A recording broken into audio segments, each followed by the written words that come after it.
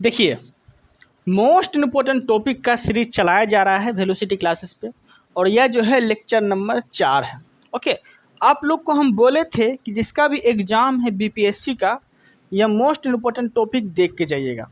Okay, और ये lecture number 4 है। और आज जो है ये लूसेंट में पॉलिटी कंप्लीट पढ़ाएंगे एक ही वीडियो में। एकदम सिलेक्टेड क्वेश्चन रहेगा, क्योंकि मोस्ट इम्पोर्टेंट टॉपिक का अर्थ हो गया कि हम पढ़ेंगे वही चीज़ जो एग्जाम में आने की ज़्यादा संभावना हो। तो लूसेंट में हम पॉलिटी आज कंप्लीट देखेंगे, वन शॉट, इसलिए बोल दिए यहाँ पर हम वन शॉट पॉलिटी। ओके, तो चलिए स्टार्ट करते हैं। देखिए, समझिएगा ध्यान से। तो पॉलिटी में हम क्या पढ़ेंगे? संविधान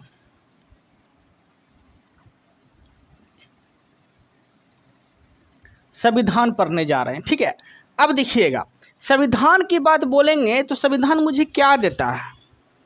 बोलने का अधिकार देता है, सुनने का अधिकार देता है, चारों ओर घूमने का अधिकार देता है। ये कौन देते हैं? संविधान देते हैं। ठीक है, अब समझिएगा, संविधान में जो है, जब मूल संविधान मेरा जब बना था तो प्रारंभ में कितना अनुसूची था, कितना आर्टिकल था? समझिएगा,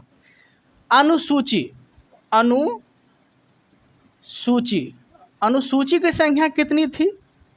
तो प्रारंभ में अनुसूची की संख्या 8 थी, लेकिन वर्तमान में कितनी है? तो वर्तमान में 12 अनुसूची है। ठीक है, भाग की बात बोलेंगे तो प्रारंभ में भाग कितने थे? 22 भाग थे, लेकिन अभी कितना है? तो अभी लगभग 25 भाग है।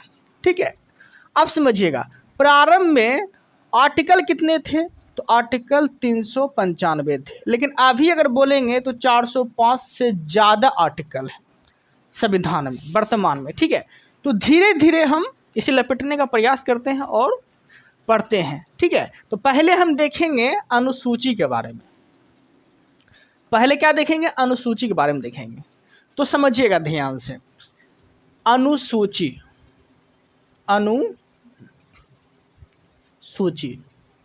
प्रारंभ में कितने अनुसूची थे? 8 अनुसूची थे। अभी कितने हैं? तो 12 अनुसूची है। तो कितना जुटा? तो 4 गो अनुसूची जुटा। 4 गो अनुसूची जुटा ना।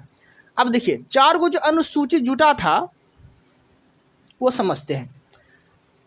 देखिए, नौमा अनुसूची की बात बोलेंगे, क्योंकि 8 के बाद कौन आएंगे? 9 आएंगे। तो नौमा अनुसूची जो जोड़े गए थे, ये प्रथम संविधान संशोधन के तहत जोड़े गए थे।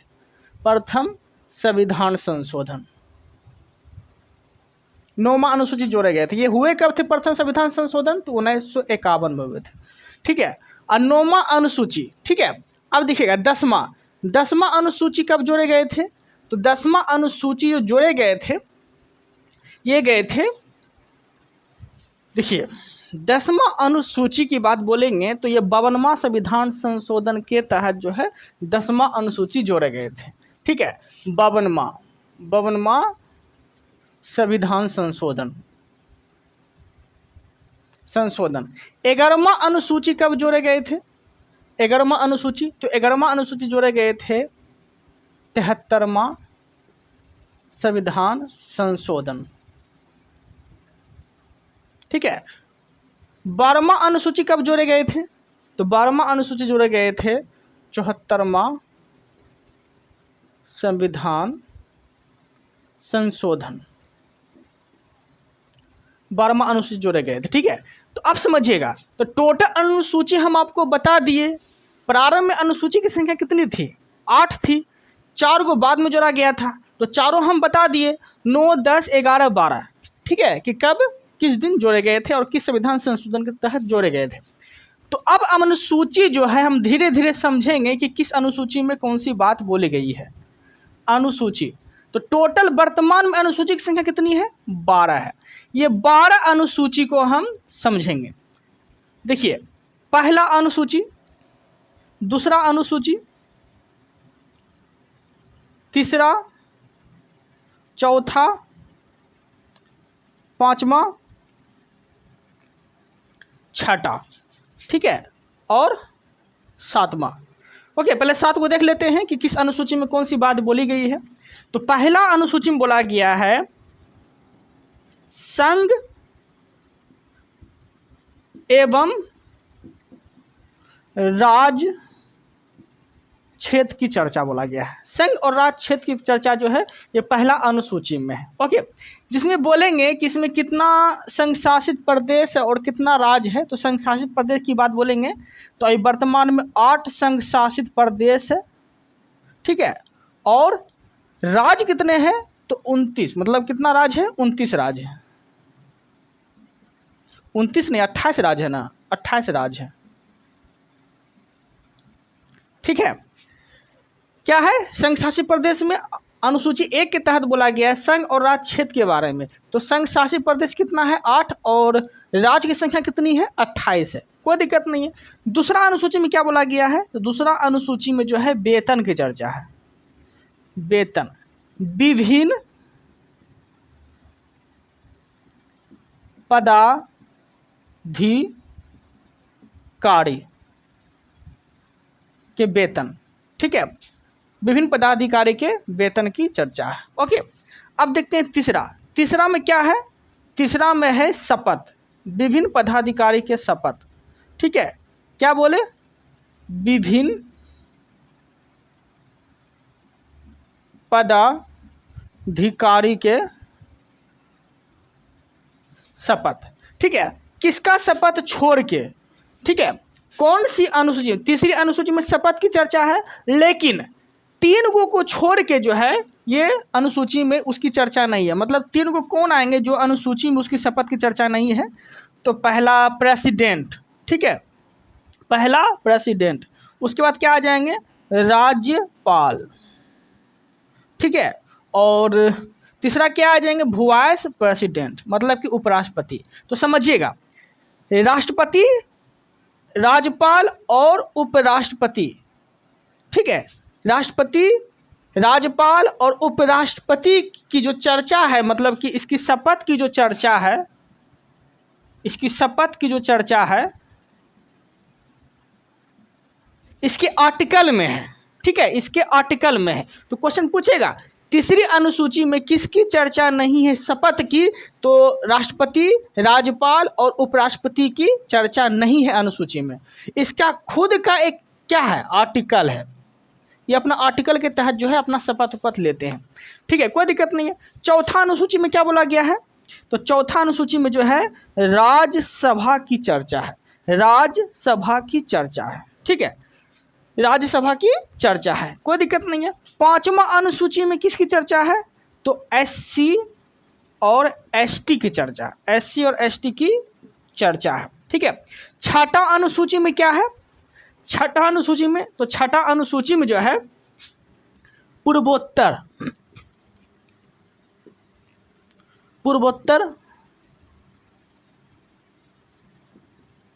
राज्य के प्रशासन की चर्चा है, ठीक है। पूर्वोत्तर 4 राज्य के प्रशासन की चर्चा है। 4 राज्य ऐसे हैं जिसमें कि अनुसूची 6 के तहत जो है पूर्वोत्तर 4 राज्यों का प्रशासन। अब ये 4 राज्य कौन कौन आएंगे, तो देखिएगा, याद रखिएगा, ए एम टी एम, ठीक है। तो ए से हो गया असम, असम, मेघालय, त्रिपुरा,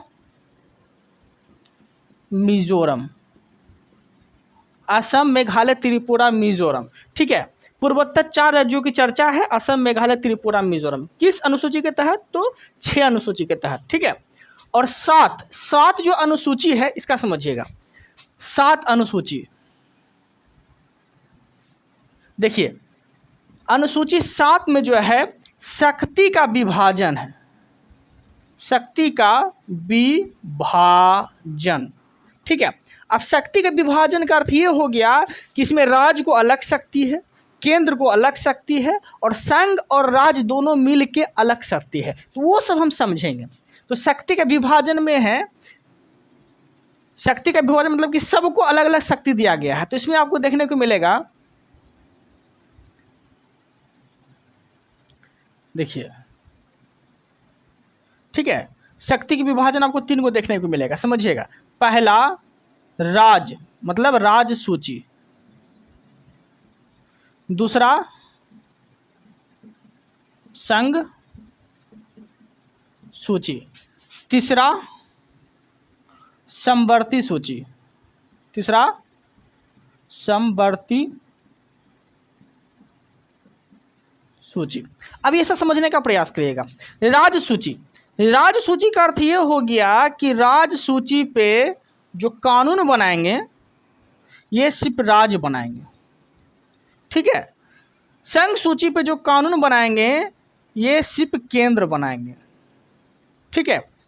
समवर्ती सूची पे जो कानून बनाएंगे ये राज्य प्लस केंद्र दोनों मिलके बनाएंगे, ठीक है। और एक चौथा होता है अपशिष्ट।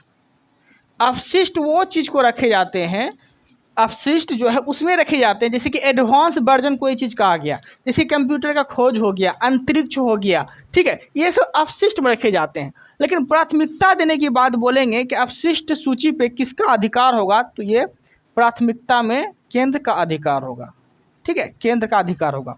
यहाँ तक का जो है आप लोग स्क्रीनशॉट ले लीजिए।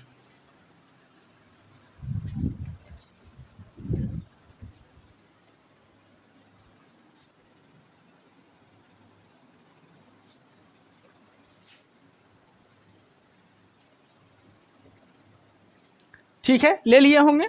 अब समझिएगा, देखिए राज्य सूची, राज्य सूची का आपसे पूछेगा कि राज्य सूची में विषयों की संख्या कितनी है, राज्य सूची में विषयों की संख्या कितनी है। तो विषय की संख्या याद रखिएगा। राज्य सूची में जो विषय की संख्या है, देखिए संघ में बोल दिया तो विषय की संख्या 100 है, समवर्ती में बोल दिया कि वर्तमान विषयों की संख्या कितनी है, तो 52 है। लेकिन राज्य सूची में अगर विषय की संख्या अगर आपसे पूछ लिया तो क्या बोलेंगे, अभी वर्तमान में कितना है, 61 है, ठीक है। राज्य सूची में विषय की संख्या कितनी है, 61 है, संघ सूची में 100 है, और समवर्ती सूची में वर्तमान में कितनी है, तो 52 है, कोई दिक्कत नहीं है। अब राज्य सूची, मतलब राज्य सूची हम किसे बोलते थे, जो सारा कानून राज्य बनाए। तो राज्य सूची के अंतर्गत कौन कौन चीज़ रखे गए हैं वो चीज़ देख लेते हैं, ठीक है। देखिएगा, कृषि, पुलिस, प्रशासन, कृषि, पुलिस और प्रशासन की जो बात बोली गई है ये राज्य सूची के अंतर्गत रखे गए हैं, ठीक है। अब संघ सूची में कौन कौन आएंगे, सेना, जनगणना, बैंक, रेल, सेना, जनगणना, बैंक और रेल, ये सब संघ सूची के अंतर्गत आएंगे। अब समवर्ती सूची के अंतर्गत कौन कौन आएंगे, तो शिक्षा नियोजन, परिवार नियोजन, मजदूर, शिक्षा नियोजन, परिवार नियोजन,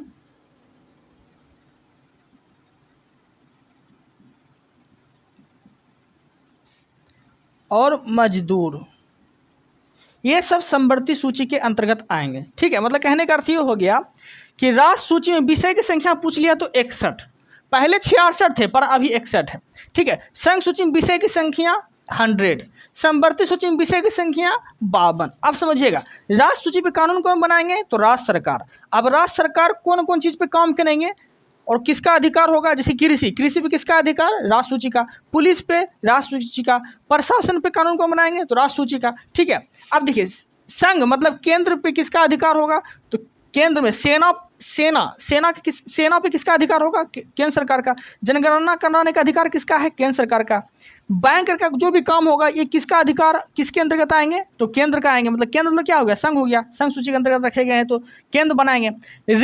रेल किसके अंतर्गत आएंगे, तो केंद्र के अंतर्गत आएंगे, ठीक है। अब देखिएगा समवर्ती सूची में कौन कौन आएंगे, तो समझिएगा समवर्ती सूची में जो है कानून जो बनाएंगे, दोनों कानून बनाएंगे। जैसे कि शिक्षा पे काम करेंगे तो केंद्र और राज्य दोनों मिलकर काम करेंगे, इसलिए शिक्षा हो जाएगा समवर्ती सूची, ठीक है। समवर्ती सूची ऐसे पे कानून बनाएंगे। परिवार नियोजन पे काम कौन करेंगे, समवर्ती सूची, मतलब दोनों काम करेंगे।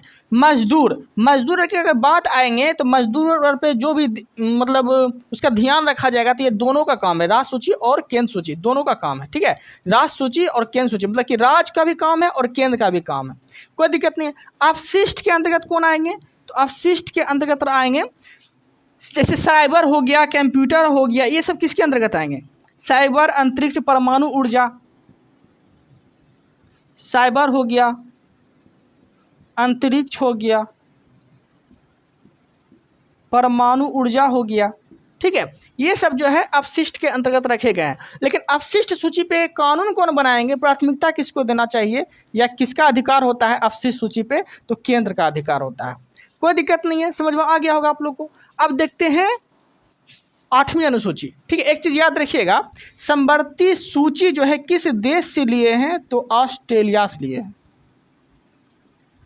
ये चीज भी आपको याद रखना है, ठीक है। समवर्ती सूची ऑस्ट्रेलिया से लिए हैं। और प्रस्तावना की भाषा, प्रस्तावना की अगर भाषा पूछ लिया कि किस देश से लिए हैं, तो ये भी ऑस्ट्रेलिया से ही लिए हैं। कोई दिक्कत नहीं है, ओके, समझ में आ गया होगा। अब देखते हैं हम लोग 8वीं अनुसूची। 8वीं अनुसूची में, 8वीं अनुसूची में किसकी चर्चा है तो समझिएगा। 8वीं अनुसूची में जो है भाषा, 22 भाषा की चर्चा है, ठीक है। अब 22 भाषा तो आपको याद रखना नहीं है कि कौन कौन से 22 भाषा इसके अंतर्गत आएंगे। तो आपको वो भाषा याद रखना है जो इसके अंतर्गत नहीं आएंगे, क्योंकि एग्जामिनर यही पूछते हैं कि 8वीं अनुसूची के अंतर्गत जो है कौन सी भाषा नहीं आते हैं, ठीक है। तो कौन कौन नहीं आएंगे समझिएगा, कौन कौन नहीं आएंगे। तो राजस्थानी, भोजपुरी और अंग्रेजी, ये सब जो है 8वीं अनुसूची के अंतर्गत 22 भाषा में शामिल नहीं होंगे, ठीक है। कोई दिक्कत नहीं है। अब देखते हैं 9वीं अनुसूची देखते हैं। 9वीं अनुसूची में क्या बोला गया है? भूमि सुधार के बारे में। भूमि सुधार की चर्चा किस अनुसूची में है? तो 9वीं अनुसूची में है। और 9वीं अनुसूची में जो है भूमि सुधार, मतलब 9वीं अनुसूची को तो आपको बताई थी कि प्रथम संविधान संशोधन के तहत जोड़ा गया था। और भूमि सुधार आया कब था? तो 1951 में ही आए थे। ये चीज़ आपको याद रखना है, ठीक है। 10वीं अनुसूची, 10वीं अनुसूची में किसकी चर्चा है? तो दल बदल की चर्चा है। दल बदल की चर्चा है। दल बदल का अर्थ ये होगा, जैसे कि एक ले लीजिए RJD और एक ले लीजिए BJP, ठीक है, BJP ले लीजिए। अब देखिए कोई नेता, जो मान लीजिए कोई ए नेता है, अब मान लीजिए बीजेपी का कोई बी नेता है, ठीक है, समझिएगा। तो ए नेता बोलेगा कि मुझे जो है दल बदलना है, तो अपना दल बदल के वो जा सकता है कहाँ पे? बीजेपी में। अब बी नेता बोलेगा कि मुझे दल बदल के आरजेडी में जाना है, तो वो अपना आ सकता है आरजेडी में, ठीक है। लेकिन ये हम बाद में बताएंगे कि दल बदल किस पे लगता है और किस पे नहीं लगता है। लेकिन दल बदल का अर्थ यही हो गया कि अपना दल बदल सकता है वो, ठीक है। लेकिन इसका डिफिनेशन हम और भी अच्छे से बताएंगे कि दल बदल में जगह जैसे कोई दल बदल लेता है तो उस पर दल बदल लगेगा या नहीं लगेगा, या फिर उसके ऊपर कार्रवाई किया जाएगा कि नहीं किया जाएगा, ये हम बाद में बताएंगे जब डीप घुसेंगे तब। लेकिन फिलहाल अभी इतना ही याद रखना है आपको कि 10वीं अनुसूची में दल बदल की चर्चा है, ठीक है, कोई दिक्कत नहीं है, ओके। अब देखिएगा, यहाँ लिख देते हैं,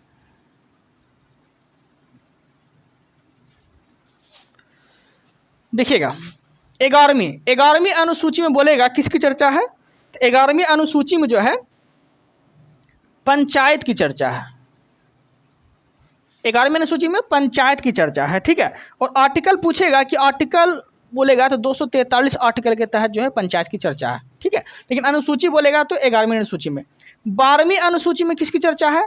तो नगर पालिका की चर्चा है, ठीक है, 12वीं अनुसूची में। अब समझिएगा पंचायत में कितने विषय हैं? तो क्या बोलेंगे? 29 विषय है। नगर पालिका में कितने विषय हैं? तो 18 विषय हैं। ये चीज़ भी क्वेश्चन पूछता है एग्जामिनर, तो ये सब चीज़ आपको देख के जाना है, ओके। तो ये हम आज क्या देखें? अनुसूची देखें। अनुसूची कंप्लीट हम पढ़ लिए। अब हम आगे देखते हैं आर्टिकल के बारे में। स्क्रीनशॉट ले लीजिए आप लोग।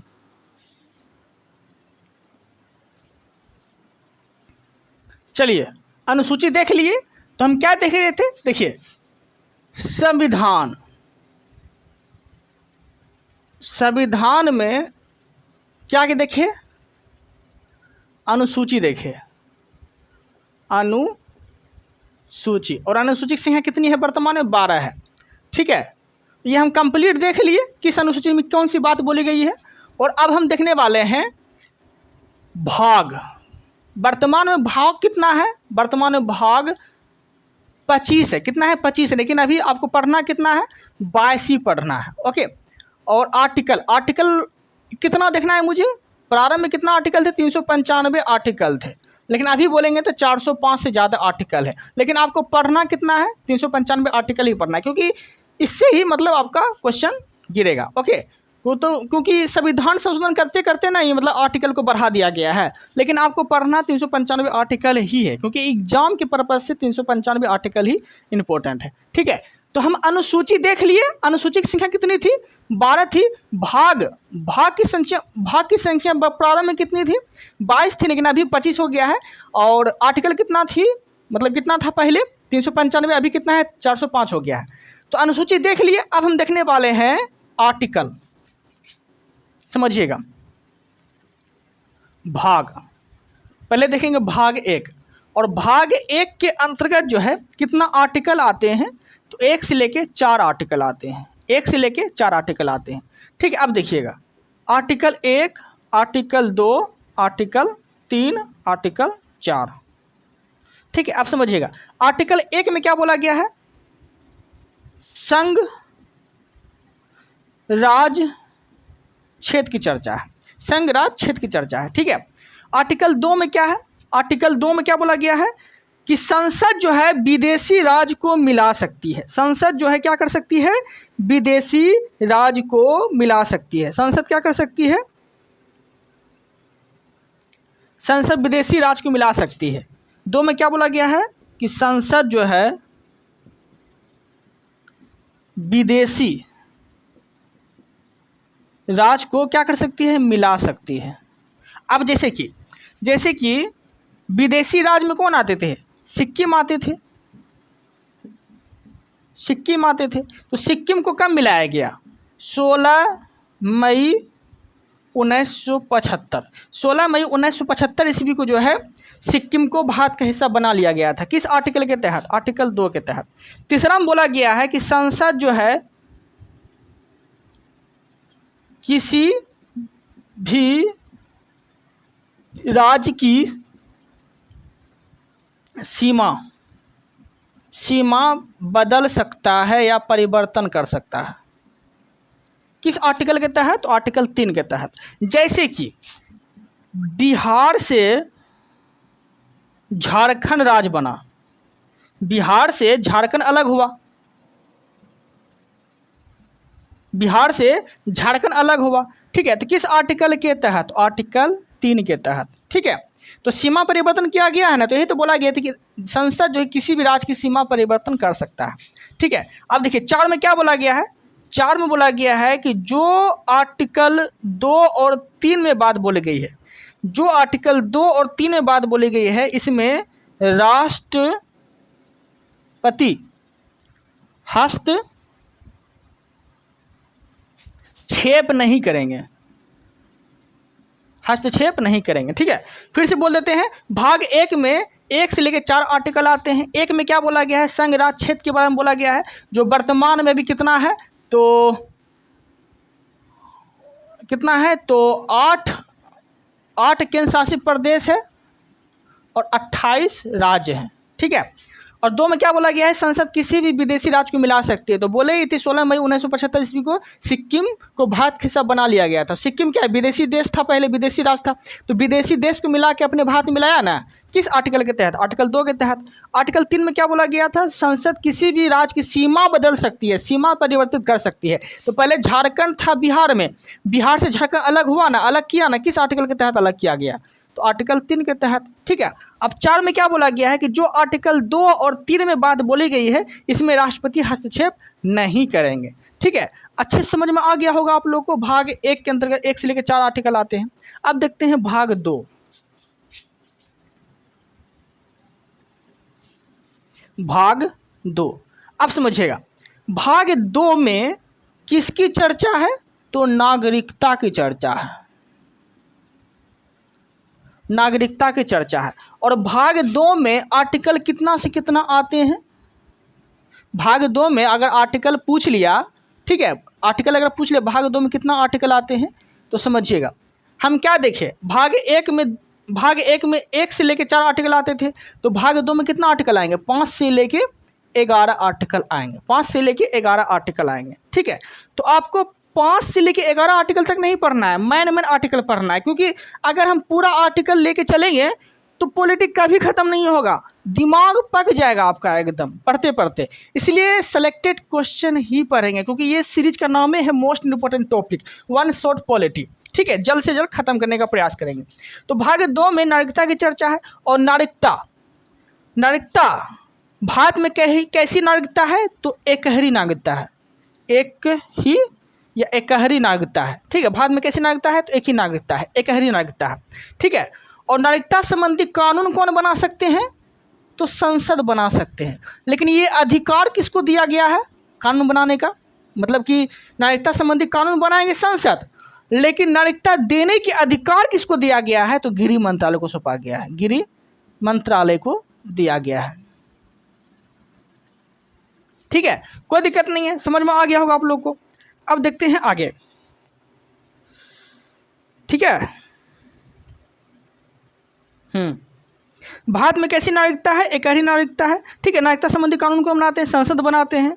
ओके, नागरिकता संबंधी कानून को बनाते हैं, संसद बनाते हैं। अब देखिएगा 5 से लेके 11 आर्टिकल आते हैं भाग 2 में, लेकिन मुझे 5, 6 और 7, 5, 6, 7 ये आर्टिकल मुझे नहीं देखना है, क्योंकि ये कोई खास आर्टिकल नहीं है, एग्जाम में भी ये नहीं पूछते हैं। तो आर्टिकल मुझे क्या देखना है, 8 से 9 से 10 और 11 आर्टिकल देखना है। ठीक है, मैन आर्टिकल देखेंगे। तो 8 आर्टिकल क्या बोलता है कि अगर आप विदेश में काम कर रहे हैं, अगर आप विदेश में काम कर रहे हैं, जैसे मान लीजिए यूएसए में काम कर रहे हैं, भारत के बाहर आप काम कर रहे हैं, तो भारत की नागरिकता समाप्त नहीं होगी। भारत के जो आप निवासी हैं और विदेश कमाने के लिए आप चले गए, तो भारत जो है आपसे नागरिकता नहीं छीनेगी, भारत की नागरिकता आपकी समाप्त नहीं होगी। ठीक है, विदेश में काम कर रहे हैं, विदेश में कमा रहे हैं, विदेश में घूम रहे हैं, तो आर्टिकल 8 में ही ये बात बोला गया है कि आपसे जो है भारत की नागरिकता नहीं छीनेगी। ठीक है, और वही 9 में क्या बोला गया है कि आप विदेश में घूम रहे हैं, विदेश में काम कर रहे हैं, लेकिन आप क्या किए, विदेश की नागरिकता ले लिए, मतलब यूएसए में आप काम कर रहे हैं। ठीक है, यूएसए में काम कर रहे हैं आप। ठीक है, लेकिन काम करते करते क्या आ गया, आपको पसंद आ गया वो देश आपको पसंद आ गया, और पसंद आने के बाद क्या किए, आप वहाँ रहना स्टार्ट कर दिए, वहाँ बस गए, वहाँ की नागरिकता आप ले लिए, वहाँ की नागरिकता आप ले लिए, तो आपसे क्या करेगा, भारत की नागरिकता आपसे छीन लिया जाएगा, भारत की नागरिकता आपसे छीन लिया जाएगा। ठीक है, तो वही बोला गया है कि 8 में बोला गया है कि आप कमाइए रहिए, कोई दिक्कत नहीं है, लेकिन अगर आप विदेश की नागरिकता अगर आप ले लेते हैं, तो वही 19 में बोला गया है कि भारत की नागरिकता छीन ली जाएगी आपसे। तो 19 में बोला गया है कि विदेश में सटला तो गेला, सटला तो गेला। ठीक है, कमाइए कोड़िए, कोई दिक्कत नहीं है, लेकिन 19 आर्टिकल में बोला गया है कि अगर आप विदेश की नागरिकता ले लेते हैं तो भारत की नागरिकता आपसे छीन ली जाएगी। ठीक है, अब देखिए 10 में बोला गया है, 10 में बोला गया है कि नागरिकता जो है आपकी तब तक बनी रहेगी जब तक आप देश विरोधी काम नहीं करते हैं। मतलब कहने का अर्थ ये हो गया कि नागरिकता आपकी तब तक बनी रहेगी जब तक आप कोई देश विरोधी काम नहीं करते हैं। जैसे कि आप कोई सेना है, आप भारत की कोई सेना भर्ती हुए हैं, कर्नल हैं या फिर लेफ्टिनेंट हैं, कुछ भी हैं। ठीक है, लेकिन आप क्या कर रहे हैं, देश के साथ गद्दारी कर रहे हैं, सारा सूचना कहाँ पहुँचा रहे हैं, विदेश पहुँचा रहे हैं, जो आपको नहीं पहुँचाना चाहिए था। भारत का नागरिकता है आपके पास है, तो आप भारत की सूचना, गुप्त सूचना विदेश अगर पहुंचा रहे हैं, तो कहीं ना कहीं आप क्या कर रहे हैं, देश विरोधी काम कर रहे हैं। तो आपको भारत की नागरिकता देनी चाहिए या कि छीन लेनी चाहिए, तो वही आर्टिकल में बोला गया है कि भारत की नागरिकता आपसे छीन लेगी। जब आप देश विरोधी अगर कोई काम करते हैं तो भारत की नागरिकता आपसे छीन ले जाएगी। ठीक है, तो वही तो बोला गया है कि आर्टिकल 10 में नागरिकता आपकी तब तक बनी रहेगी जब तक आप कोई देश विरोधी काम नहीं करते हैं। देश विरोधी काम करेंगे तो भारत की नागरिकता आपसे छीन ली जाएगी। अब देखिए आर्टिकल 11, आर्टिकल 11 में क्या बोला गया है? नागरिकता संबंधी कानून कौन बनाते हैं? तो संसद बनाते हैं। लेकिन ये अधिकार किसको दिया गया है? अधिकार किसको दिया गया है? अधिकार गृह मंत्रालय को दिया गया है। गृह मंत्रालय को दिया गया है। ओके, कोई दिक्कत नहीं है। तो भाग 2 में 5 से लेके 11 आर्टिकल आते हैं, जिसमें कि 8 देखे, 9 देखे, 10 देखे, 11 देखे। कोई दिक्कत नहीं है, अच्छे समझ में आ गया होगा। आप लोग स्क्रीनशॉट लेना चाहेंगे तो ले सकते हैं।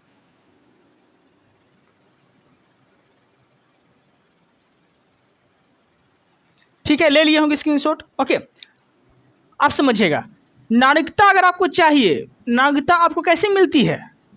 नागरिकता लेने की जो है ये 5 विधि है। 5 विधि आपको नागरिकता कैसे मिल सकती है भारत की, तो वो समझिएगा। तो ये जो है जन्म से मिलता है। देखिए ये नागरिकता जो मिलती है, ये मिलती है नागरिकता लेने की कितना विधि है? 5 विधि है। नागरिकता लेने की कितनी विधि है? 5 विधि है। पहला क्या है?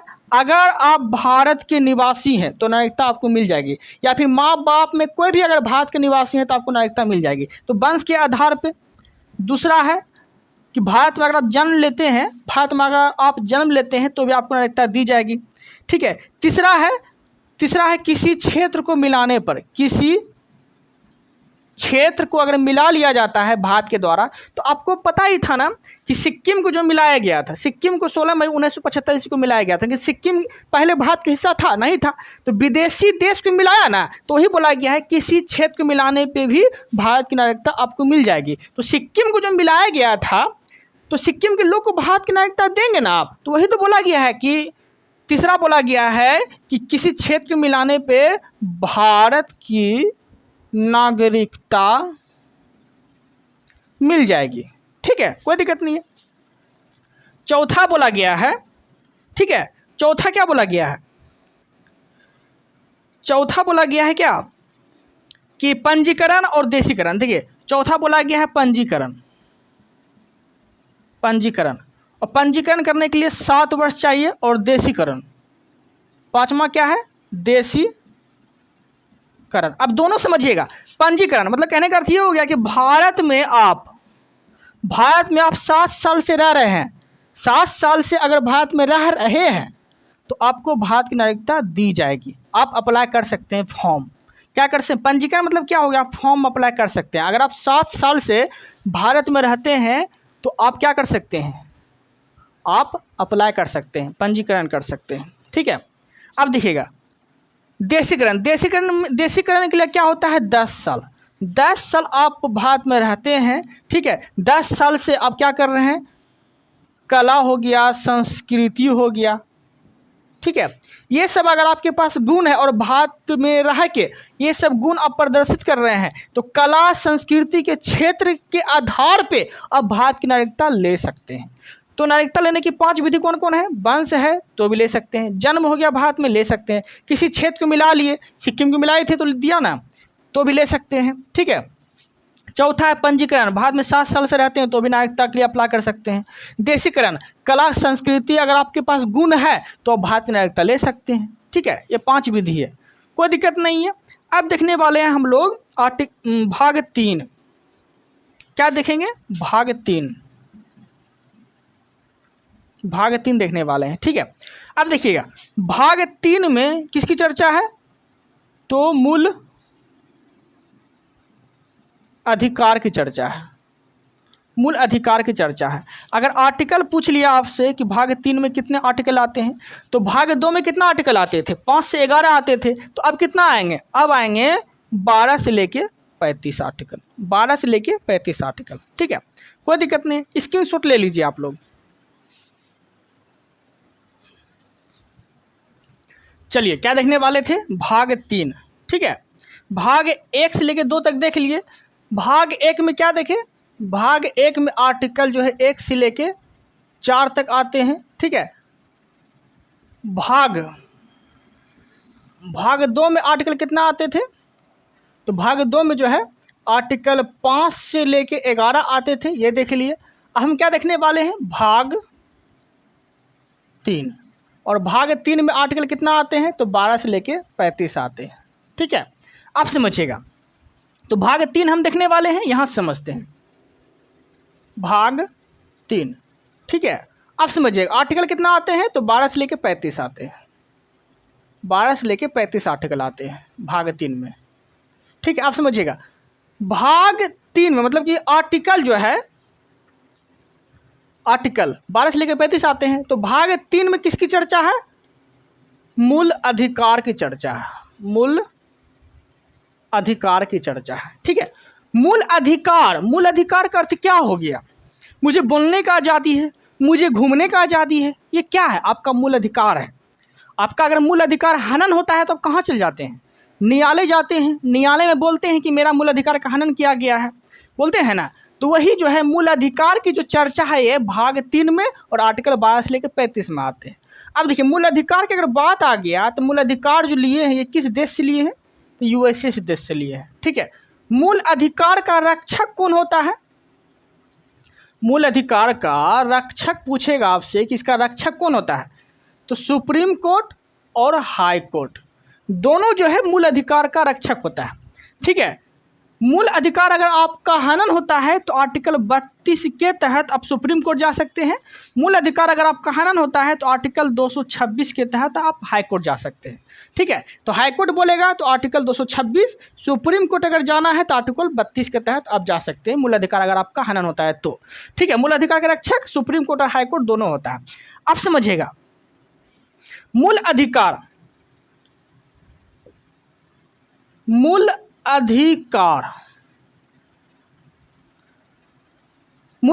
पे प्रतिबंध, मूल अधिकार पे जो है प्रतिबंध कौन लगा सकता है, मूल अधिकार पे प्रतिबंध कौन लगा सकता है, तो प्रतिबंध 2 व्यक्ति लगा सकता है, ठीक है। एक संसद, एक राष्ट्रपति। संसद जो मूल अधिकार पे प्रतिबंध लगाएंगे ये अस्थाई प्रतिबंध लगाएंगे, हमेशा के लिए लगा सकते हैं। तो अस्थाई प्रतिबंध कौन लगा सकते हैं मूल अधिकार पे, संसद। अस्थाई प्रतिबंध कौन लगा सकते हैं, तो राष्ट्रपति। अस्थाई प्रतिबंध राष्ट्रपति और अस्थाई प्रतिबंध कौन लगाएंगे, संसद लगाएंगे, ठीक है। संसद की चर्चा किस आर्टिकल में है, 79 में है, और राष्ट्रपति की चर्चा बोलेगा तो राष्ट्रपति की चर्चा 52 से लेके 61 तक आते हैं, ठीक है। ये हम आगे देखेंगे, कोई दिक्कत नहीं है, समझ में आ गया होगा आप लोग को। अब समझिएगा ऐसे कौन से आर्टिकल हैं जो प्रतिबंध नहीं लगाया जा सकता है, ऐसे कौन से आर्टिकल हैं जिस पे प्रतिबंध कभी भी नहीं लगाया जा सकता है, तो 20 और 21 आर्टिकल ऐसे हैं जिस पे कभी भी प्रतिबंध नहीं लगाया जा सकता है। ये समझ में आ गया, ये आपका डिफिनेशन था। अब धीरे धीरे समझते हैं। तो भाग 3 में क्या था, भाग 3 में 12 से लेके 35 आर्टिकल आते हैं, तो समझते हैं। 12 हो गया, 13 हो गया, ठीक है, 14 हो गया। धीरे धीरे समझने का प्रयास करते हैं कि किस आर्टिकल में कौन सी बात बोली गई है। ओके, कोई दिक्कत नहीं है, अच्छे समझ में आ गया होगा आप लोग को। देखिए 12 में क्या है, तो 12 जो है ये परिभाषा है। किसकी परिभाषा है, तो मूल अधिकार की परिभाषा है, मूल अधिकार की परिभाषा। 13 में क्या है, 13 में है मूल अधिकार पर रोक, ठीक है, आर्टिकल 13 में बोला गया है, ठीक है। आर्टिकल 13 में क्या बोला गया, मूल अधिकार पे रोक। 14 में क्या बोला गया है, समानता का अधिकार, ठीक है, कोई दिक्कत नहीं है, समझ में आ गया होगा आप लोग को। ओके, अब देखिएगा, तो ये सब आर्टिकल है, ये सब आर्टिकल है। 12 में क्या है, मूल अधिकार की परिभाषा है। 13 में क्या है, मूल अधिकार पे रोक। जैसे कि कहने का अर्थ ये हो गया कि मूल अधिकार की परिभाषा है 12 में, लेकिन 13 में बोला गया है कि अगर आपको मूल अधिकार दिया गया है, बोलने का अधिकार दिया गया है, चलने का अधिकार दिया गया है, घूमने का अधिकार दिया गया है, ठीक है। तो आपको बोलने का अधिकार दिया गया है, तो आपको क्या मतलब, बोलने का अगर आपको अधिकार दिया गया है तो आप कुछ भी बोल देंगे, आप किसी को गरिया देंगे, गाली दे देंगे। तो वही आर्टिकल 13 में बोला गया है कि अगर आपका मूल अधिकार किसी के दूसरे मूल अधिकार, किसी दूसरे के मूल अधिकार का हनन कर रहा है, आपको बोलने का अधिकार है, सही बात है, लेकिन आप गाली तो नहीं दे सकते हैं। आपको घूमने का अधिकार है, बात सही है, लेकिन आप किसी के बेडरूम में तो जाकर नहीं घूम सकते हैं। तो वही बोला गया है कि आपके मूल अधिकार पे रोक लगा दिया जाएगा आर्टिकल 3 के तहत, ठीक है। इसीलिए बोलना है तो गरिमा में बोलिए, घूमना है तो लिमिट होकर घूमिए। जहाँ घूमने का अधिकार है, भारत के कोई भी राज्य में आप घूम सकते हैं, लेकिन किसी के बेडरूम में तो घूम नहीं सकते हैं आप, किसी के बाथरूम में तो नहीं घुस जाएंगे आप। तो वही है, घूमने का अधिकार दिया गया, मतलब घूमिए लेकिन गरिमा में रह के सब चीज़ करिए, ठीक है। इसका गलत उपयोग करेंगे तो आर्टिकल 13 लगा के जो है मूल अधिकार आपसे छीन लिया जाएगा, रोक लगा दिया जाएगा, ठीक है, कोई दिक्कत नहीं है। आर्टिकल 14 में क्या बोला गया है? समानता का अधिकार है। आर्टिकल 14 में क्या है? समानता का अधिकार है।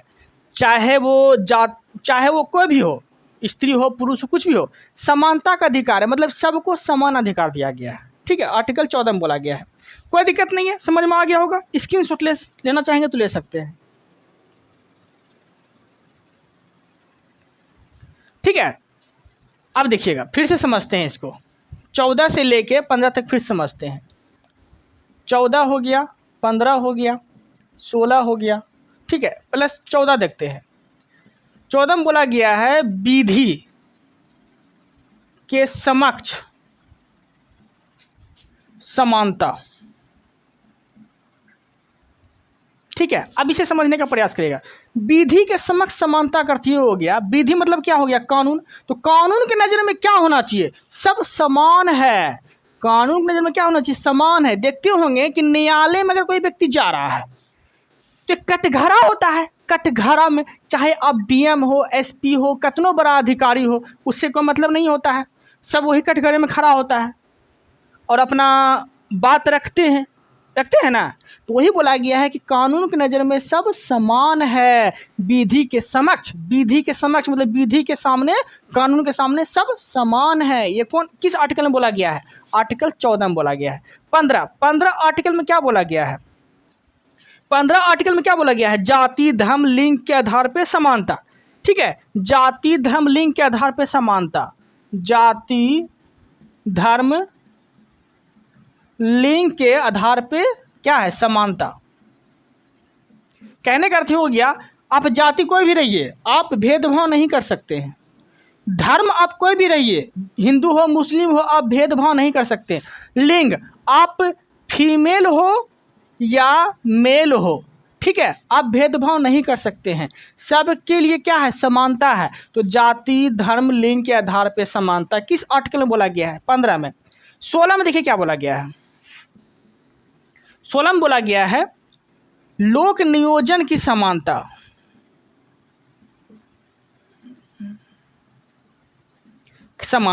ठीक है, मतलब कि नौकरी में समानता, ठीक है। अब 16 के 4 में बोला गया है, कुछ कंडीशन में जो है बोला गया है कि एससी हो और एसटी हो, इसमें जो है आपको थोड़ा सा छूट की बात बोलेगी, छूट दिया गया है, नौकरी में थोड़ा सा छूट दिया गया है, ठीक है। आर्टिकल 17 में क्या बोला गया है? अस्पृश्यता का अंत,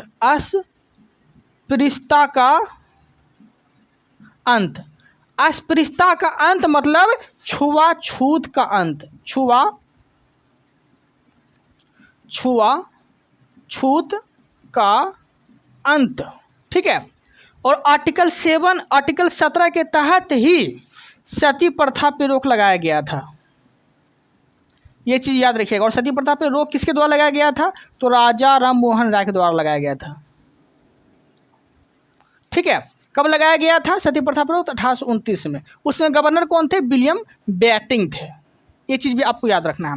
तो 17 में क्या बोला गया है? अस्पृश्यता का अंत मतलब छुआछूत का अंत। मतलब कहने का अर्थ ये हो गया कि जैसे कि आपको कोई छू लिया, कोई नीचा जात का लोग आपको थोड़ा सा छू लिया, तो आप ये नहीं कर सकते हैं कि आप जाके हाथ धो लेंगे, आपसे हाथ मिला लिया तो आप हाथ नहीं धो सकते हैं। अगर आप उसे भेदभाव कर रहे हैं, छुआछूत कर रहे हैं, तो उसका मूल अधिकार क्या बोलता है कि वो न्यायालय जा सकता है, क्योंकि न्यायालय पहले ही बोल दिया कि मूल अधिकार का रक्षक कौन होगा, न्यायालय होगा। 32 आर्टिकल के तहत वो सुप्रीम कोर्ट जा सकता है, 226 आर्टिकल के तहत वो हाई कोर्ट जा सकता है। तो मूल अधिकार का रक्षक कौन होगा, हाई कोर्ट और सुप्रीम कोर्ट होता है, और ये इस आर्टिकल के तहत जो है वो न्यायालय जा सकता है। तो आप भेदभाव नहीं कर सकते हैं, छुआछूत नहीं कर सकते हैं। लेकिन कुछ कंडीशन ऐसे होते हैं जो आप छुआछूत कर सकते हैं। जैसे कि देश में कोरोना आए थे, देश में कोरोना आए थे, तो आपको कोरोना अगर हो गया है तो आप कहीं भी घुस जाएंगे, कहीं भी किसी को छू देंगे। अगर उस समय अगर आपसे कोई भेदभाव कर रहा है तो वो आप क्या बोलेंगे कि मुझे मूल अधिकार दिया गया है, हम छूछा करेंगे? तो नहीं, ये लोक कल्याण की बात हो रही है। आपके छूने से उसको नुकसान पहुंच रहा है, तब आप भेदभाव कर सकते हैं। अगर आपको हम छुए और आपको नुकसान पहुंच रहा है, तब आप भेदभाव कर सकते हैं। लेकिन आप मुझे छूने से अगर आपको कोई नुकसान नहीं पहुंच रहा है, तब आप भेदभाव नहीं कर सकते। तो कुछ कंडीशन में आप भेदभाव कर सकते हैं, ठीक है। अब देखते हैं आर्टिकल 18। आर्टिकल 18 में जो है उपाधि का अंत, उपाधियों का अंत बोला गया है, ठीक है। आप समझिएगा, इसमें बोला गया है कि अंग्रेज का दिया हुआ, अंग्रेजी या फिर अंग्रेज का दिया हुआ उपाधि आप नहीं रख सकते हैं, आगे में नहीं लगा सकते। जैसे दरोगा, आप दरोगा बन गए तो क्या आप कैसे लगाएंगे, दरोगा फल्लमा कुमार, आप आगे में नहीं लगा सकते हैं, क्योंकि ये सब उपाधि जो है रोक लगा दिया गया है आर्टिकल 18 के तहत। आप अंग्रेज का दिया हुआ उपाधि नहीं रख सकते हैं, आगे में नहीं लगा सकते हैं। तो उपाधियों का अंत, और यही आर्टिकल के तहत जो है भारत रत्न दिया जाता है। और भारत रत्न की शुरुआत कब हुए थे? 1954 में हुए थे। 1954 में 3 लोग को पुरस्कार दिया गया था भारत रत्न के, ठीक है।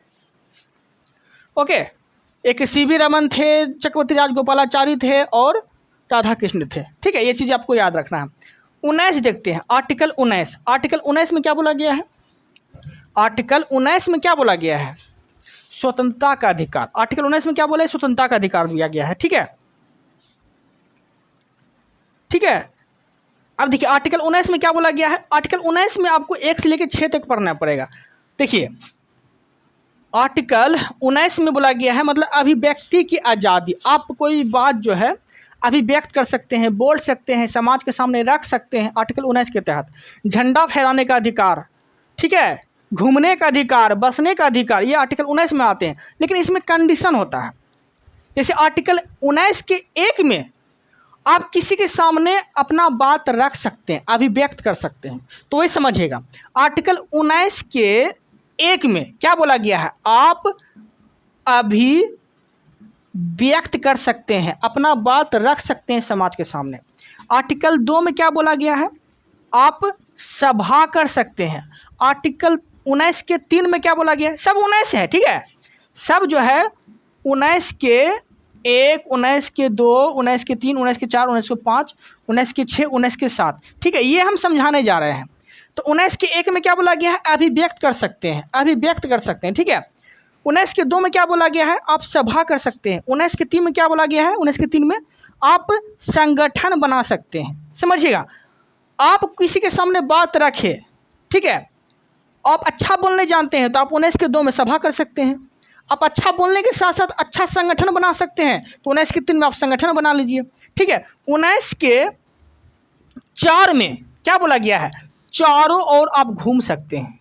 मतलब कहाँ पे?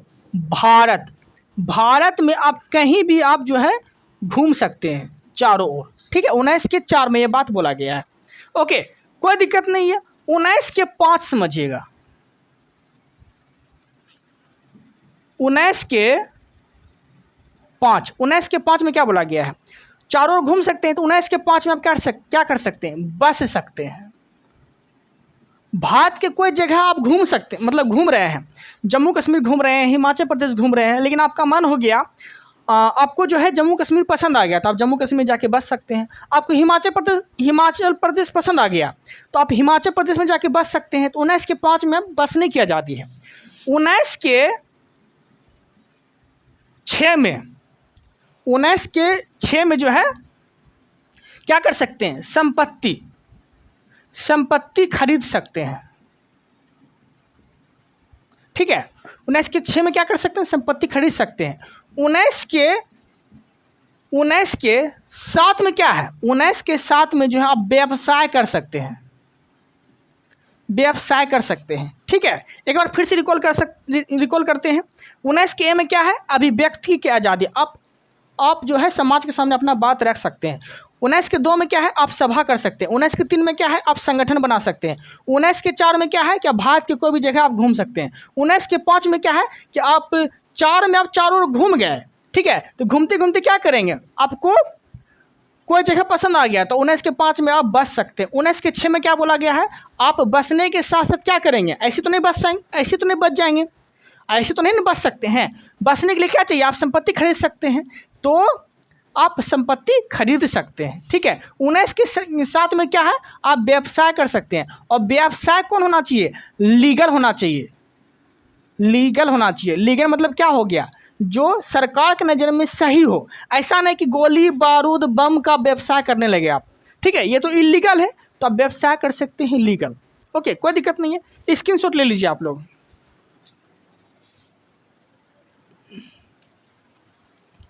ठीक है, आप लोग स्क्रीनशॉट ले लिए होंगे। ठीक है, तो 19 के 6 तक हम देख लिए। ठीक है, 19 के 6 तक देख लिए। तो भाग 3 में आर्टिकल जो है 12 से 35 आते थे।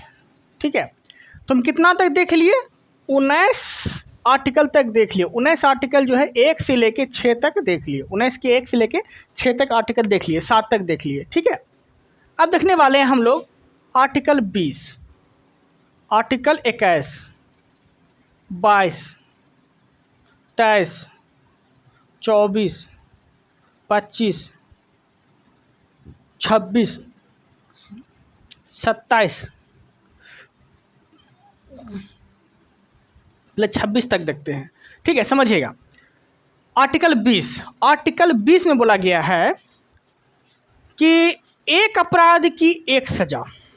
आर्टिकल 20 में क्या बोला गया है, एक अपराध की एक सजा। एक अपराध की एक सजा। अब इसे समझने का प्रयास करिएगा। और सजा जो होगी, सजा जो होगी उस समय कानून के हिसाब से होगी जिस समय वो अपराध किए थे। जैसे समझिएगा कि 10 साल पहले वो किसी को मतलब मान लीजिए किसी का मर्डर कर दिए थे। मान लीजिए किसी का मर्डर कर लिया, किसी को मार दिए थे।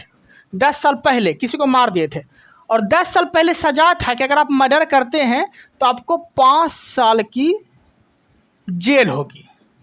5 साल की जेल होगी। ठीक है, 5 साल की जेल होगी। अब वो सज़ा काट रहा है, वो बोला कि मर्डर किए हैं 5 साल का सज़ा मिलेगा, कोई दिक्कत नहीं है।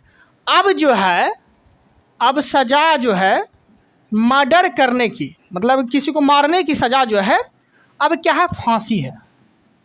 अब क्या है, फांसी है। अब क्या है, फांसी है। तो वो जो व्यक्ति 5 साल जेल काट रहा था, तो ऐसा तो नहीं होगा कि उस समय वो कानून के हिसाब से वो जिस समय वो अपराध किया था तो उसके अकॉर्डिंग वो सज़ा काट रहा है। लेकिन अब जो है, अब कर दिया गया है कि आप किसी को अगर मारते हैं, पीटते हैं या मर्डर कर देते हैं तो आपको जो है फांसी की सज़ा दिया जाएगा, फांसी की सज़ा दिया जाएगा। ठीक है, तो वह व्यक्ति क्या होगा, घबरा जाएगा। तो इसीलिए बोला गया है कि जिस समय वो अपराध किया था और जिस समय जो कानून था उसी के हिसाब से उसको सज़ा दिया जाएगा। ठीक है, उसी के हिसाब से उसको सज़ा दिया जाएगा, ना कि इस समय जो कानून बना है उसके हिसाब से उसको सज़ा दिया जाएगा। तो ये चीज़ समझ में आ गया, ये सब समझ गए होंगे आप लोग। ओके, अब देखिएगा आर्टिकल 21। आर्टिकल 21 में क्या है, निजता का अधिकार। आर्टिकल 21 में क्या है, निजता का अधिकार। ओके, और आर्टिकल 21 के तहत ही जो है आप क्या करते हैं, निजता का अधिकार, प्राण एवं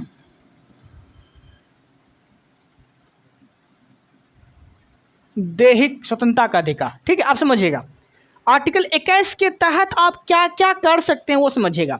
जैसे कि हेलमेट चेक होता है। अब बाइक चलाते हैं तो पुलिस प्रशासन क्या करते हैं, हेलमेट चेक करते हैं। ठीक है, अगर आप हेलमेट नहीं पहने हैं तो चालान काट देता है। ठीक है, लेकिन वो क्या कर रहा है, सेफ्टी के लिए कर रहा है कि आपकी सुरक्षा बनी रहे। किस आर्टिकल के तहत करते हैं, आर्टिकल 21 के तहत करते हैं। ठीक है, आर्टिकल 21 एक ऐसा आर्टिकल है जैसे मोबाइल में आप प्राइवेसी लगाए, किस आर्टिकल के तहत लगाए, आर्टिकल 21 के तहत लगाए। आप मनपसंद शादी कर लेते हैं किसी व्यक्ति से, किस आर्टिकल के तहत, आर्टिकल 21 के तहत। ठीक है, आपका कोई मोबाइल का प्राइवेसी खोल नहीं सकता है। अगर वो खोलता है बिना पूछे आपसे तो आप कहाँ जा सकते हैं, सुप्रीम कोर्ट या हाई कोर्ट जा सकते हैं, क्योंकि मूल अधिकार का रक्षक कौन है, सुप्रीम कोर्ट और हाई कोर्ट है। तो आर्टिकल 21 में क्या क्या बोला गया है, निजता का अधिकार बोला गया है, प्राण और दैहिक स्वतंत्रता का अधिकार बोला गया है। ठीक है, प्राण एवं दैहिक स्वतंत्रता क्या हो गया, मतलब कहने का अर्थ ये हो गया कि आप प्राइवेसी लगाए हैं मोबाइल में क्या है आपका क्या नहीं है। अगर आपको कोई खोल लिया प्राइवेसी और सब देख लिया, वीडियो वायरल कर दिया या फिर कोई भी चीज़ है ऐसा जो नहीं करना चाहिए, तो प्राण एवं दैहिक स्वतंत्रता का आपका क्या हुआ, हनन हुआ। तो ये आर्टिकल जो है 32 के तहत वो कहाँ जा सकता है, सुप्रीम कोर्ट जा सकता है। और आर्टिकल 226 के तहत वो कहाँ जा सकता है, हाई कोर्ट जा सकता है। ठीक है, क्योंकि मूल अधिकार का रक्षक कौन होता है, सुप्रीम कोर्ट और हाई कोर्ट दोनों होते हैं। तो आर्टिकल 21 में क्या बोला गया है, निजता का अधिकार, प्राण और दैहिक स्वतंत्रता का अधिकार। समझ में आ गया होगा आप लोगों को। आप अपना जान भी नहीं खुद ले सकते हैं, आर्टिकल 21 में बोला गया है। अगर आप जान लेना चाहेंगे, अगर जान लिए ख़त्म हो गए तो ठीक है, कोई बात नहीं है, लेकिन अगर आप बच गए तो भी पुलिस आपके ऊपर कार्रवाई करेगी, बोलेगी कि आप अपना जान कैसे ले सकते हैं, क्यों लिए, क्या बात है, आपके ऊपर कार्रवाई होना स्टार्ट हो जाएगा। आप ये मत समझिएगा कि मेरा जान है तो हम अपना जान ले लेंगे, नहीं ले सकते हैं अपना जान। ये भी आर्टिकल 21 में ही बोला गया है। ठीक है, आप अपना जान भी नहीं ले सकते हैं। आर्टिकल 22 में क्या बोला गया है समझिएगा, स्वतंत्रता का अधिकार। ठीक है, आर्टिकल 22 में क्या बोला गया है, देखिए ये सब तो स्वतंत्रता का अधिकार ही है। ठीक है, आर्टिकल 22 में बोला गया है गिरफ्तारी से संरक्षण। गिरफ्तारी से क्या है, संरक्षण बोला गया है। ठीक है, गिरफ्तारी से संरक्षण। आप समझिएगा ये कैसे होता है, गिरफ्तारी संरक्षण मतलब किसी व्यक्ति को गिरफ्तार कर लिया गया है, किसी व्यक्ति को क्या किया, गिरफ्तार किया, मान ली गिरफ्तार किया। ठीक है, तो गिरफ्तार ऐसे नहीं कर सकता है वो, अगर पुलिस प्रशासन आपके पास आता है तो उसे रीज़न बताना पड़ेगा, वारंट दिखाना पड़ेगा। ठीक है, इसलिए बोला गया है गिरफ्तारी से संरक्षण। तो अगर आपको गिरफ्तार करता है तो पुलिस प्रशासन क्या दिखाएंगे, वारंट दिखाएंगे, क्योंकि आपका अधिकार है बोलने का कि आप मुझे किस बेसिस पे गिरफ्तार कर रहे हैं। ठीक है, ठीक है, किस बेसिस पे क्या कर रहे हैं, गिरफ्तार कर रहे हैं। आगे देखते हैं। ठीक है, आप इसी के तहत जो क्या कर सकते हैं, आप जो है अपना मन पसंदीदा वकील रख सकते हैं, मन पसंदीदा जो है वकील रख सकते हैं। ठीक है, अगर आप गिरफ्तार हो भी गए तो आर्टिकल 22 के तहत जो आप मन पसंदीदा वकील रख सकते हैं। ठीक है, अब देखिए 23 में क्या है, 23 में बोला गया है बलात् श्रम निषेध। बलात् श्रम निषेध का अर्थ ये हो गया कि आप बेगाड़ी नहीं करवा सकते किसी से। ठीक है, कोई मान लीजिए मजदूर है, मजदूर को 8 घंटा ही काम करने का मान है तो आप उसे 12 घंटा काम नहीं करवा सकते हैं। अगर आप करवाते हैं तो आप क्या करा रहे हैं, बेगारी करवा रहे हैं, बलात् श्रम कर रहे हैं उसके साथ। ठीक है, बिना पैसे का आप काम नहीं करवा सकते हैं। उसका मन है 8 घंटा काम करना है तो वो 8 घंटा काम करेंगे। ठीक है, याद रखिएगा। तो बलात् श्रम निषेध की चर्चा आर्टिकल 23। आर्टिकल 24 में क्या बोला गया है, 14 से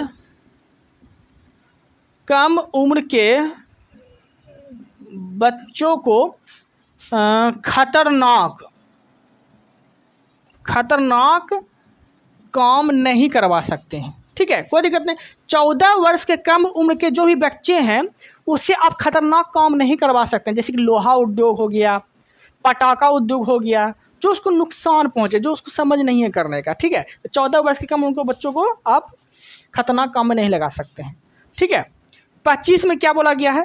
अंतःकरण की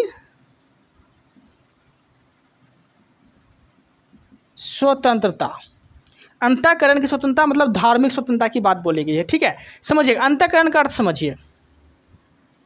देखिए, मान लीजिए आप हिंदू हैं, अब हिंदू से आपको मुस्लिम धर्म पसंद आ गया। ठीक है, तो आप हिंदू हैं लेकिन आप चाहें कि हम मुस्लिम धर्म अपनाना चाहते हैं, तो आप क्या कर सकते हैं? अपना सकते हैं। क्यों? क्योंकि आर्टिकल 25 बोलता है अंतःकरण की स्वतंत्रता। आपकी आत्मा जिस धर्म को मानने के लिए तैयार है, आप वो धर्म जो है मान सकते हैं, अपना सकते हैं, अंतःकरण की स्वतंत्रता। और 25 आर्टिकल के तहत ही जो है सिख लोग क्या रखते हैं? तलवार रखते हैं। ठीक है, जूटी पहनते हैं, मतलब सर पे जो पहनते हैं। ठीक है, और क्या पहनते हैं? कंघा रखते हैं, करा पहनते हैं, करा मतलब ये मठिया पहनते हैं। ठीक है, आर्टिकल 25 के तहत, क्योंकि उसको अधिकार है, अंतःकरण की स्वतंत्रता है, उसको अधिकार है, आप उसे रोक नहीं लगा सकते हैं, कोई दिक्कत नहीं है। बाकी जो है, बाकी 26, 27, 28 ये सब उतना इम्पोर्टेंट है नहीं। 29 समझिएगा, 29 जो है ये इम्पोर्टेंट है, बाकी ये इम्पोर्टेंट उतना है नहीं, इसलिए ये हम नहीं पढ़ाएंगे। ठीक है, 29 समझिएगा। 29 बोला गया है अल्पसंख्यक की रक्षा एवं सुरक्षा की बात बोली गई है। ठीक है, अल्पसंख्यक की रक्षा एवं सुरक्षा की बात बोली गई है। मतलब कहने का अर्थ ये हो गया, कोई अल्पसंख्यक व्यक्ति है, क्या है?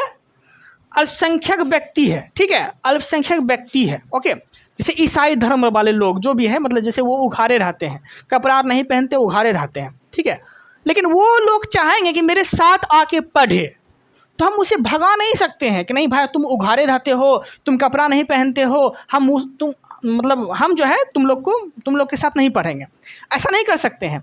वो लोग को हम भगा नहीं सकते हैं, क्यों? पहले भी बोल दिया है कि अल्पसंख्यक की रक्षा एवं संस्कृति की रक्षा। अगर उसका इच्छा है मेरे साथ पढ़ने का, तो वो पढ़ सकता है, हम उसे भगा नहीं सकते हैं। ठीक है, क्योंकि उसका सुरक्षा की जिम्मेदारी कौन लिए हैं? सुप्रीम कोर्ट, हाई कोर्ट लिए हैं कि अगर आप हनन करते हैं, उसको आप पढ़ने नहीं देते हैं, तो सुप्रीम कोर्ट और हाई कोर्ट वो आ सकते हैं। तो अल्पसंख्यक की रक्षा की बात बोली गई है आर्टिकल 29 के तहत। कोई दिक्कत नहीं है कि वो जब चाहे वो मेरे साथ बैठ सकता है, पढ़ सकता है, रह सकता है। ठीक है, हम उसे भगा नहीं सकते हैं। ठीक है, लेकिन आर्टिकल 30 में क्या बोला गया है समझिएगा। आर्टिकल 30 में क्या बोला गया है? आर्टिकल यही बात बोला गया है कि ठीक है, अल्पसंख्यक लोग जो है मेरे साथ पढ़ना नहीं चाहते हैं, उसको ऑकवर्ड फील हो रहा है, उसको अच्छा नहीं लग रहा है, भाई हम उघारे रहते हैं, हमको अच्छा नहीं लग रहा है वो लोग के साथ पढ़ना। ठीक है, तो वो जो है अपना संस्थान खोल सकता है, संस्थान खोल सकता है। ठीक है, कि सरकार से वो गुजारिश करेंगे कि हम जो है अपना संस्थान खोलना चाहते हैं, हम ये लोग के साथ नहीं पढ़ना चाहते हैं। ठीक है, ऐसा नहीं है कि ये लोग मुझे पढ़ने नहीं दे रहे हैं, लेकिन मुझे पढ़ने में अच्छा नहीं लग रहा है, इसलिए हम अपना अलग संस्थान खोलना चाहते हैं। तो आर्टिकल 30 के तहत जो वो संस्थान अपना खोल सकते हैं, और इसका खर्चा जो है कौन उठाएंगे? तो सरकार इसका खर्चा उठाएंगे, उसको अलग संस्थान बना के देंगे, अलग विद्यालय बना के देंगे। ठीक है, कोई दिक्कत नहीं है। तो अल्पसंख्यक को अलग संस्थान खोलने की जो है बात बोली गई है आर्टिकल 30 में, अल्पसंख्यक की रक्षा की बात बोली गई है आर्टिकल 29 में। कोई दिक्कत नहीं है, समझ में आ गया होगा। अब देखिएगा आगे, आर्टिकल 31 में जो है संपत्ति की चर्चा है, जो अब संपत्ति नहीं, मतलब संपत्ति को जो है अब क्या बोला गया है? कानूनी अधिकार बना दिया गया है। आर्टिकल 31 में क्या है? संपत्ति। ठीक है, पैतृक संपत्ति जो भी है, पिता उता की संपत्ति जो भी है, तो अब क्या होता था कि जैसे कि सरकार को रेल मतलब पटरी बिछाना था और आपका घर आगे में आ जाता है, तो आप क्या बोलते थे कि हम नहीं, अपना घर नहीं देंगे, अपना ज़मीन नहीं देंगे। ठीक है, क्योंकि मेरा संपत्ति का अधिकार है। ठीक है, तो सरकार को प्रॉब्लम होने लगता था कि भाई मुझे यहाँ से ट्रेन गुजारना है, दिक्कत हो जाएगा। तो अब जो है संपत्ति का अधिकार जो है कानूनी अधिकार बना दिया गया है। ठीक है, अब जिसका भी ज़मीन है, जिस भी व्यक्ति का ज़मीन है, उसको थोड़ा बहुत पैसा दे देगा, ठीक है, अगर वो माना तो ठीक है, नहीं तो पैसा जो है न्यायालय में वो दे देगा। ठीक है, बोला कि जाके ले लेना तुम, ठीक है, हम तुम्हारे घर पे या फिर तुम्हारी ज़मीन पे हम अपना रेल बिछाएंगे, तुमको जो करना है कर लो। क्यों? क्योंकि संपत्ति का अधिकार अब कानूनी अधिकार बन गया है। आप माने तो ठीक है, नहीं तो सरकार आपसे ज़मीन लेके अपना जो करना होगा कर सकती है। ठीक है, कोई दिक्कत नहीं है। तो संपत्ति के अधिकार को जो कानूनी अधिकार बनाया गया है, तो ये आर्टिकल जो है 300 के को में रख दिया गया है। ठीक है, और संपत्ति के अधिकार को कानूनी अधिकार कब बनाया गया तो समझिएगा, 44वां संविधान संशोधन 1978 के तहत जो है संपत्ति के अधिकार को अब कानूनी अधिकार बना दिया गया है। और उस समय पीएम कौन थे? तो उस समय जो पीएम थे मोरारजी देसाई थे। मोरारजी देसाई की अध्यक्षता में मोरारजी देसाई जब उसमें पीएम थे, तो वो जो है संपत्ति के अधिकार को कानूनी अधिकार बना दिया गया है। पहले संपत्ति का अधिकार आते थे आर्टिकल 31 में, अब आते हैं आर्टिकल 300 के को में। कोई दिक्कत नहीं है। अब देखते हैं आर्टिकल 32। आर्टिकल 32 जो है उपचार का अधिकार है। ठीक है, संविधान की आत्मा पूछेगा किस आर्टिकल को बोलते हैं, तो आर्टिकल 32 को बोलते हैं। ठीक है, उपचार का अधिकार है। ठीक है, कोई दिक्कत नहीं है, समझ में आ गया होगा आप लोगों को। स्क्रीनशॉट ले लीजिए, ले लिए होंगे स्क्रीनशॉट आप लोग। ठीक है, आप समझिएगा, आर्टिकल 32 के तहत जो है 5 प्रकार की रीट की बात बोली गई है। 5 प्रकार की रीट। ठीक है, पहला रीट क्या है? बंदी प्रत्यक्षीकरण। दूसरा रीट क्या है? ठीक है, दूसरा रीट क्या है? दूसरा रीट है परमादेश।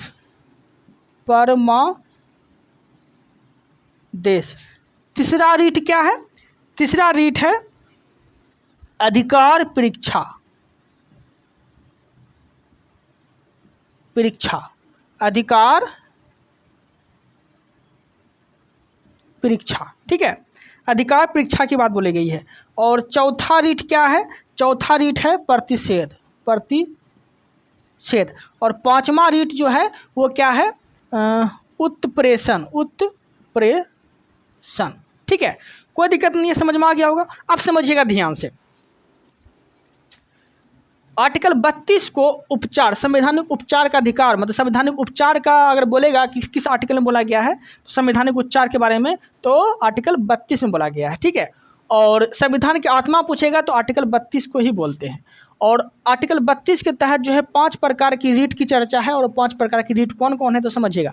पहला है बंदी प्रत्यक्षीकरण, दूसरा है परमादेश, तीसरा है अधिकार परीक्षा, चौथा है प्रतिषेध। ठीक है, और 5वां है उत्प्रेषण। ठीक है, उत्प्रेषण। अब धीरे धीरे समझने का प्रयास करिएगा। तो पहले देखते हैं बंदी प्रत्यक्षीकरण। पहले क्या देखते हैं? पहला देखते हैं हम लोग बंदी प्रत्यक्षीकरण। बंदी प्रत्यक्षीकरण क्या होता है समझिएगा। इसमें जो है कोई व्यक्ति को अगर पुलिस के द्वारा या कोई अधिकारी के द्वारा गिरफ्तार कर लिया गया है, तो 24 घंटा के अंदर क्या करना पड़ेगा? उसको न्यायालय में पेश करना पड़ेगा। 24 घंटा के अंदर वो उसको न्यायालय में पेश करना पड़ेगा। अगर वो पुलिस प्रशासन 24 घंटा के अंदर अगर न्यायालय में पेश नहीं कर पाया, तो उसको जो है एक्सक्यूजेस देना पड़ेगा कि हुजूर, न्यायालय को बताना पड़ेगा कि हुजूर तेल ख़त्म हो गया था, ठीक है, छुट्टी का दिन था, ठीक है, तब उसका बात सुना जाएगा। अगर वो एक्सक्यूजेस नहीं देता है और 24 घंटा के अंदर पेश नहीं करता है, तब जो है जो व्यक्ति को गिरफ्तार किया गया था उसका बात सुना जाएगा और पुलिस को फटकार लगाया जाएगा कि क्यों नहीं ला पाए आपके ऊपर कार्रवाई होगा। ठीक है, समझ में आ गया होगा। अब देखिएगा, दूसरा है परमादेश। दूसरा क्या है? परमादेश। अब समझिएगा ध्यान से, परमादेश का अर्थ ये हो गया लापरवाही। परमादेश का क्या अर्थ हो गया? लापरवाही। ठीक है, परमादेश का अर्थ क्या हो गया? लापरवाही। ठीक है, दूसरा परमादेश का अर्थ क्या होगा? लापरवाही। अब समझिएगा, कोई डॉक्टर है, ठीक है, या कोई टीचर है, उसका टाइम है 10 बजे आने का। जैसे डॉक्टर की बात बोलते हैं, डॉक्टर का टाइम है 10 बजे आने का। जो सदर हॉस्पिटल हैं या फिर सरकारी अस्पताल हैं, प्राइवेट है तो कोई दिक्कत नहीं है, प्राइवेट में कौन कार्रवाई करेगा, प्राइवेट में तो अपना खोल रहे हैं, अपना चला रहे हैं। तो वही बोला गया है कि कोई डॉक्टर है, सरकारी डॉक्टर है, उसका टाइम है 10 बजे आने का, और वो आ कितना बजे रहा है, 11 बजे आ रहा है, 12 बजे आ रहा है, और मरीज़ आके वेट कर रहा है, बुखार से तड़प रहा है। ठीक है, अब डॉक्टर आएंगे तो इलाज होगा। ठीक है, तो डॉक्टर क्या कर रहा है, लापरवाही कर रहा है।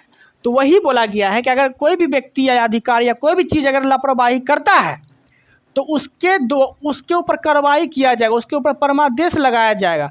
परमादेश का अर्थ ये हो गया कि न्यायालय के द्वारा आदेश दिया जाएगा कि उसके ऊपर कार्रवाई करिए, क्योंकि वो लापरवाही दिखा रहे हैं। कोई दिक्कत नहीं है।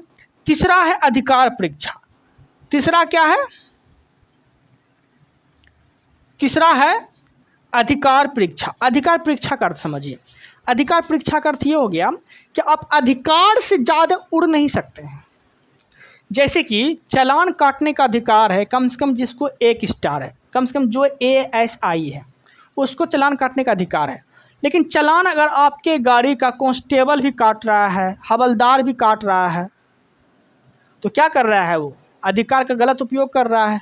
आपका तो अधिकार है नहीं, तो उसके ऊपर क्या लगाया जाएगा, अधिकार परीक्षा। आप अधिकार के विरुद्ध काम किए, इसलिए अधिकार परीक्षा आपके ऊपर लगाया जा रहा है। ठीक है, प्रतिषेध समझिएगा। ठीक है, अधिकार परीक्षा समझ में आ गया, प्रतिषेध समझिएगा। चौथा प्रतिषेध। चौथा क्या है, प्रतिषेध। प्रतिषेध का अर्थ ये हो गया, जैसे मान लीजिए हाई कोर्ट हो गया, ठीक है, और एक क्या होते हैं, सुप्रीम कोर्ट होते हैं। एक हाई कोर्ट होते हैं, एक सुप्रीम कोर्ट होते हैं। ये उच्च होता है, ठीक है, और सुप्रीम कोर्ट की चर्चा जो है आर्टिकल 124 में, ये भी याद रखिएगा। ठीक है, समझिएगा। और हाई कोर्ट की चर्चा आर्टिकल 214 में, ये चीज़ भी आपको याद रखना है।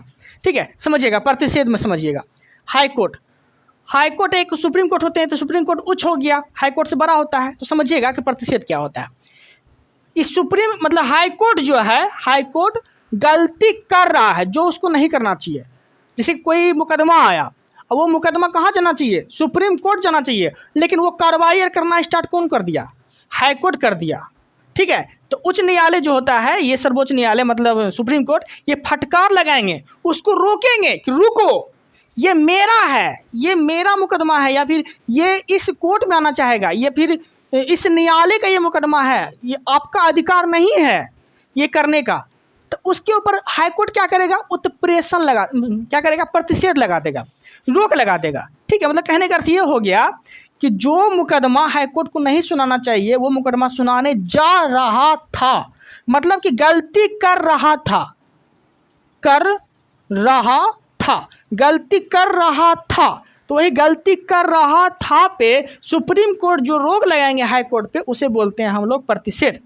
कोई दिक्कत नहीं है। उत्प्रेषण समझिएगा। उत्प्रेषण क्या होता है कि हाई कोर्ट गलती कर चुका है वो गलती, अब उससे ठीक नहीं किया जा सकता है, कर चुका है, तब वो सुप्रीम कोर्ट बुलाएगा उसको, बोलेगा कौन गलती किया है, तुम दिखाओ, बताया कि हुजूर ऐसे ऐसे गलती हो गया। तो अब जो वो सुधारने का काम करेगा, उसी को बोलते हैं हम लोग उत्प्रेषण। क्या बोलते हैं, उत्प्रेषण। गलती कर रहा है तो प्रतिषेध, गलती कर दिया है तो उत्प्रेषण। कोई दिक्कत नहीं है, अच्छे समझ में आ गया होगा आप लोग को। स्क्रीनशॉट लेना चाहेंगे तो ले सकते हैं। चलिए स्क्रीनशॉट ले लिए होंगे आप लोग, तो समझिएगा। 32 तक देख लिए, रीट भी देख लिए। 33 आर्टिकल समझिएगा। 33 में बोला गया है कि राष्ट्रीय सुरक्षा के हित में मीडिया लोग जो सूचना देने लगते हैं, तो कुछ सूचना को रोक लगा दिया गया है। मीडिया लोग जो है वो सूचना को क्या करेंगे, गुप्त रखेंगे। अगर वो ऐसा नहीं करते हैं तो उसके ऊपर कार्रवाई होगा। मतलब कि राष्ट्रीय सुरक्षा के हित में, देखते होंगे मीडिया लोग जो है, नचनिया लोग, कुछ भी दिखाने लगते हैं मीडिया में, कुछ भी। ठीक है, समोसा का दाम 5 रुपये से 10 रुपये काहे हो गया, कुछ भी दिखाने लगते हैं। तो मीडिया की गुप्त सूचना मतलब गुप्त रखा गया है। ठीक है, तो ये बोला गया कि राष्ट्रीय सुरक्षा के हित में मीडिया लोग समाचार जो देते हैं, आज तक, ABP न्यूज़, ये सब क्या है, मीडिया ही तो है। तो कुछ भी मतलब उसको जो है रोक लगा दिया गया है कि राष्ट्रीय सुरक्षा के हित में कुछ ऐसी बात है जो देश के बाहर नहीं जाना चाहिए, तो कुछ उसको क्या है, रोक लगा दिया गया है। ठीक है, 34 में देखिए क्या बोला गया। 34 में बोला गया है कि भारत के किसी भी क्षेत्र में सेना का कानून लॉ हो सकता है, सेना का कानून लगाया जा सकता है, जिसे बोलते हैं मार्शल लॉ। ठीक है, तो भारत के किसी भी क्षेत्र में सेना का कानून लगाया जा सकता है, और जहां सेना का कानून लग जाता है वहां केंद्र का शासन होना स्टार्ट हो जाता है। ठीक है, तो 34 और 33 समझ में आ गया। 35 कुछ खास है नहीं, 35 में बस नॉर्मल है, चर्चा वर्चा बोला गया है कि मूल अधिकार के चर्चा की विधेयक की बात बोली गई है, तो वो सब इंपॉर्टेंट है नहीं। ठीक है, तो समझिए क्या देखे, भाग 1 देखे, आर्टिकल 1 से लेके 4 तक आते थे भाग 1 में। भाग 2 देखे, भाग 2 में आर्टिकल 5 से लेके 11 तक आते थे। भाग 3 देखे, भाग 3 में जो है आर्टिकल 12 से लेके 35 तक आते थे। अब देखने वाले हैं भाग 4 देखने वाले हैं। भाग 4 में जो है आर्टिकल 36 से लेके 51 आते हैं। ठीक है, अब समझिएगा भाग 4 में किसकी चर्चा है, तो समझिएगा भाग 4 में जो है ये नीति निर्देशक तत्व की चर्चा है, जिसे बोलते हैं DPSP। ठीक है, भाग 4 में किसकी चर्चा है, नीति निर्देशक की चर्चा है। ठीक है, और आर्टिकल 36 से लेके 51 आते हैं, कोई दिक्कत नहीं है। नीति निर्देशक तत्व जो लिए हैं ये किस देश से लिए हैं, तो आयरलैंड से लिए हैं। ठीक है, केटी शाह ने कहा था कि यह एक ऐसा चेक है जो, केटी शाह ने कहा था कि यह एक ऐसा चेक है जो बैंक अपनी इच्छानुसार भुगतान करते हैं, केटी शाह ने कहा था। ठीक है, ये चीज़ आपको याद रखना है। ओके, कोई दिक्कत नहीं है। अब धीरे धीरे समझने का प्रयास करिएगा। आर्टिकल 36, आर्टिकल 36, 37, ठीक है, आर्टिकल 38। तो पहले 36 समझते हैं। देखिए 36 में जो है DPSP की क्या है, परिभाषा की बात बोली गई है। इसका परिभाषा है, कुछ खास है नहीं। 36 में क्या बोला गया है, यही चीज़ तो यहाँ लिख दी है, परिभाषा है। ठीक है, 37 में क्या बोला गया है कि आप न्यायालय नहीं जा सकते। 38 में क्या बोला गया है, लोक कल्याण के बारे में। ठीक है, पहले लिख लेते हैं, उसके बाद हम आपको धीरे धीरे समझा देंगे। ठीक है, और 39 में क्या बोला गया है, 39 में बोला गया है, 39 के घो याद रखिएगा, 39 के घो, समान काम का समान वेतन। और एक और है, आते हैं 39 का को, निःशुल्क विधि सहायता। 39 के घो बोलेगा तो समान काम के लिए समान वेतन, 39 के को बोलेगा तो निःशुल्क विधि सहायता। तो धीरे धीरे समझते हैं, 36 से लेके 39 तक पहले समझते हैं। देखिए 36 में तो परिभाषा है, और 37 में क्या है, न्यायालय नहीं जा सकते हैं। मतलब कहने का अर्थ ये हो गया कि DPSP एक स्टेट है, एक राज्य है। ये राज्य वो राज्य नहीं है, यूपी, बिहार, पश्चिम बंगाल, ये वो राज्य नहीं है। यहाँ पे अधिकार सरकार का होता है। ठीक है, जैसे बिजली विभाग, बिजली उसका मन होगा 5 घंटा देंगे, तो आप उसके साथ ज़बरदस्ती नहीं कर सकते कि नहीं आपको देना पड़ेगा 10 घंटा, नहीं कर सकते हैं, क्योंकि एक स्टेट है। वो स्टेट मतलब समझ रहे हैं, ये वो एक राज्य है, राज्य यूपी बिहार वाला राज्य नहीं, उसका अलग राज्य है, ये समझिएगा, कोई दिक्कत नहीं है। तो 36 में परिभाषा और 37 में बोला गया है कि न्यायालय नहीं जा सकते हैं। ठीक है, तो समझिएगा, सरकार की तरफ से अगर कोई लाभ मिल रहा है आपको, जैसे कि राशन पानी कुछ भी दे रहा है, अगर आपको वो नहीं देगा तो क्या करेंगे आप, चिल्लाएंगे? चिल्लाने से कोई फ़ायदा नहीं है। पहले ही बोल दिया 37 में कि आप न्यायालय नहीं जा सकते हैं। ठीक है, 37 में न्यायालय नहीं जा सकते हैं। 38 में क्या है, लोक कल्याण के हित में सरकार आप लोग के लिए क्या करती है, कुछ कदम उठाती है।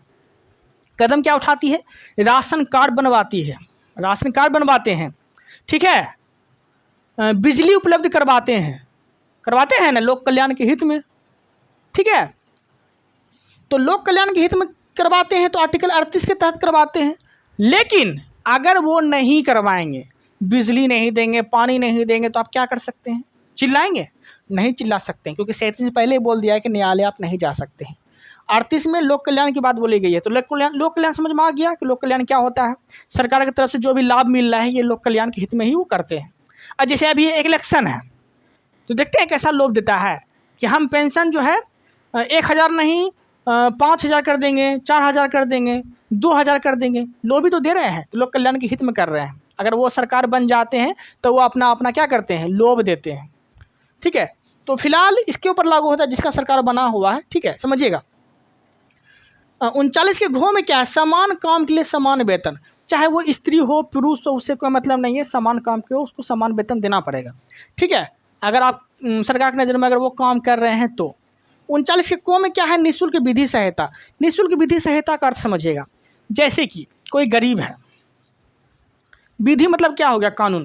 जैसे कोई गरीब है उसको नॉलेज नहीं है केस कैसे किया जाता है, जैसे उसको मार धार करके उसका कपार कान फोड़ दिया, तो गरीब आदमी है उसको नॉलेज नहीं है, तो उसको निःशुल्क विधि सहायता दिया जाएगा।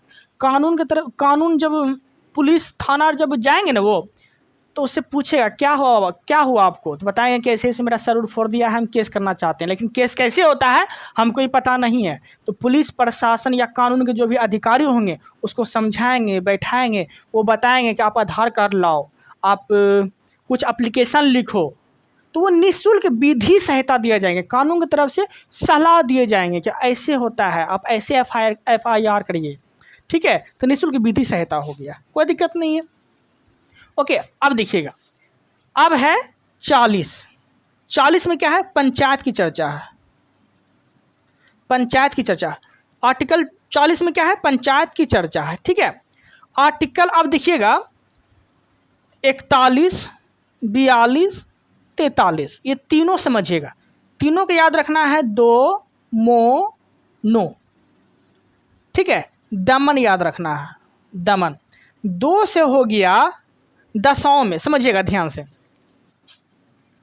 दशाओं में जैसे कोई विकलांग व्यक्ति है तो सरकार उसे क्या देती है, कुछ सहायता देती है। दशा देख के क्या देती है, साइकिल देती है। विकलांग वाला जो भी साइकिल होता है, विकलांग साइकिल देती है। ठीक है, तो कुछ दशाओं में क्या देखा, दशा देख के देखा, दशा उसका सही था नहीं था, विकलांग था, बेचारा अपंग था, तो कुछ दशाओं में क्या दिया उसको, सरकारी सहायता दिया गया। ठीक है, तो 41 में कुछ दशाओं में सरकारी सहायता। अब देखिए 42 में क्या हो गया, मोह मतलब क्या हो गया, मनोचित दशाओं में प्रसूति सहायता। प्रसूति सहायता का अर्थ ये हो गया, कोई महिला प्रेग्नेंट है या फिर बाल बच्चा जब हो जाते हैं तो सरकार की तरफ से क्या देते हैं, कुछ लाभ देते हैं ना सरकार की तरफ से लाभ, कुछ जैसे कि 5000 हो गया या फिर 6000 हो गया, उसको देते हैं कि आप अच्छा से खाओ पियो। ठीक है, या फिर कोई प्रसूति है या फिर सरकार के कोई कर्मचारी है और महिला है और लेकिन वो प्रेग्नेंट है, तो सरकार उसे कुछ लाभ देगी, कुछ महीने के लिए उसको बेड रेस्ट देगी कि आप थोड़ा सा रेस्ट करिए। ठीक है, ये 2-3 बच्चा पे ही किया जा सकता है। ओके, तो कुछ सहायता दिया जाता है, किस आर्टिकल के तहत, 42 आर्टिकल के तहत। तो मनोचित दशाओं में प्रसूति सहायता सरकार की तरफ से दिया जाता है, किस आर्टिकल के तहत, 42 के तहत। 43 समझिएगा, 43 मतलब क्या हो गया, नो। क्या क्या देखे, दमन। ट्रिक क्या है, दमन। 2 से दशाओं में जैसे विकलांग को दिया, मोह से क्या हो गया, मनोचित दशाओं में प्रसूति सहायता, महिला हो गया। और नो से क्या हो गया, निर्वाह योग मजदूरी।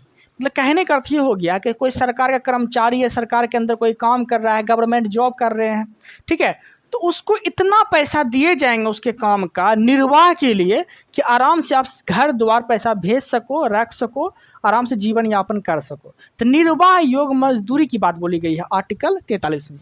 समझ में आ गया होगा आप लोग को, ठीक है।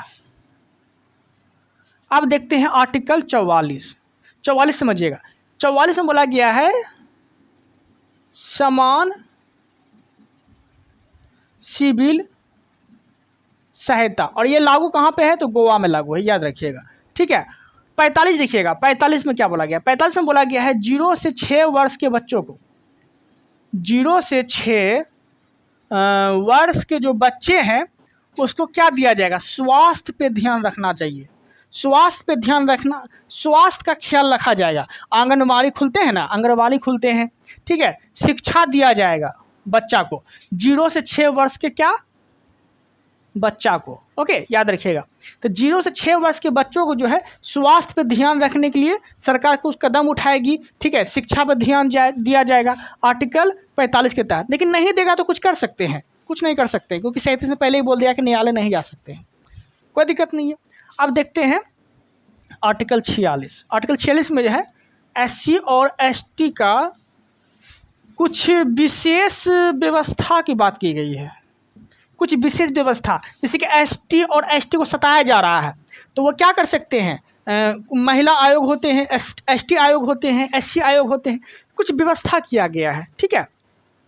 ओके, SC ST का कुछ व्यवस्था किया गया, विशेष व्यवस्था की बात बोली गई है आर्टिकल 46 में। 47 देखिए, आर्टिकल 47 में क्या बोला गया है, पोषा युक्त आहार, ठीक है। बिहार में जो शराब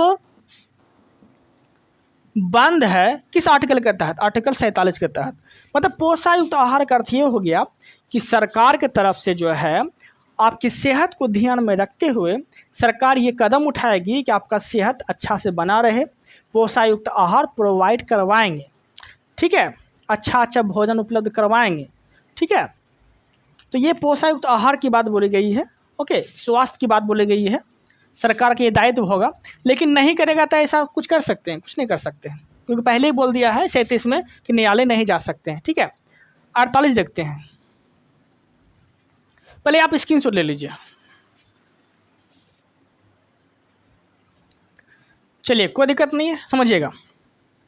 48 में बोला गया है पशुपालन, पशुपालन के बारे में और पशु हत्या पर रोक।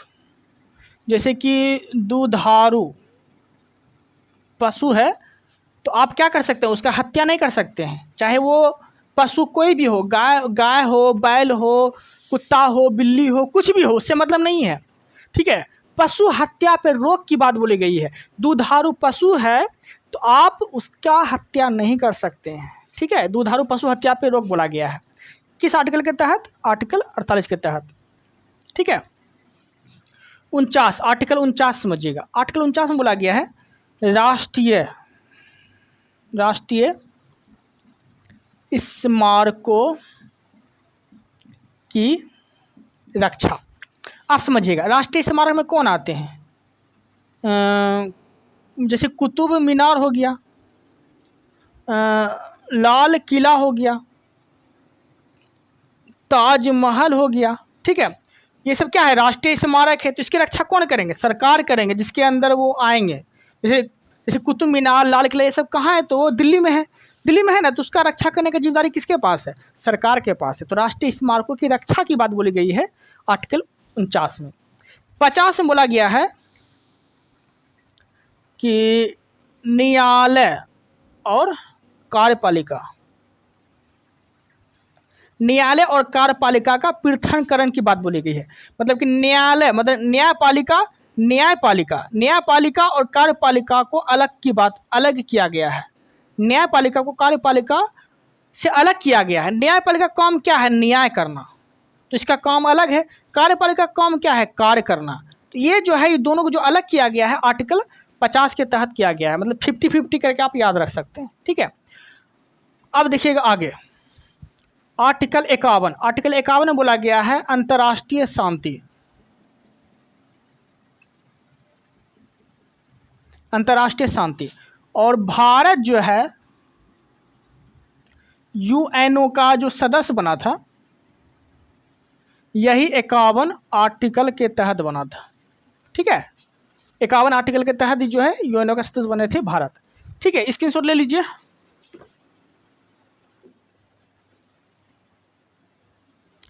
चलिए, स्क्रीनशॉट ले लिए होंगे आप लोग, तो देख लेते हैं। भाग 1, भाग 2, भाग 3, भाग 4, ये लगभग हम देख लिए, आर्टिकल भी देख लिए, ठीक है। भाग 1 में क्या आते थे, 1 से लेके 4 आर्टिकल, ठीक है। भाग 2 में 5 से 11, भाग 3 में 12 से 35 आर्टिकल और भाग 4 में 36 से 51 आर्टिकल आते थे, ठीक है। यहाँ तक कोई दिक्कत नहीं है। अब भाग जो है 4 के को देखते हैं। भाग 4 के को में जो है मूल कर्तव्य की बात बोली गई है, मूल कर्तव्य, और ये किस देश से लिए हैं, तो रूस से लिए हैं, ये चीज़ याद रखिएगा, ठीक है। अब देखिएगा प्रारंभ में जो है मूल कर्तव्य 0 थे, लेकिन 76वां, देखिए 42वां संविधान संशोधन के अंतर्गत जो है 10 मूल कर्तव्य जोड़े गए थे, ठीक है। कोई दिक्कत नहीं है, समझ में आ गया होगा आप लोगों को। ओके, तो मूल कर्तव्य पूछेगा तो आर्टिकल कितना में आते हैं, आर्टिकल 4 के को में आते हैं। किस देश से लिए हैं, तो रूस देश से लिए हैं, ओके, कोई दिक्कत नहीं है। और 42वां मूल संविधान संशोधन मतलब कि स्वर्ण सी समिति के सिफारिश पे 10 मूल कर्तव्य जोड़े गए थे, ये चीज भी आपको याद रखना है, ओके।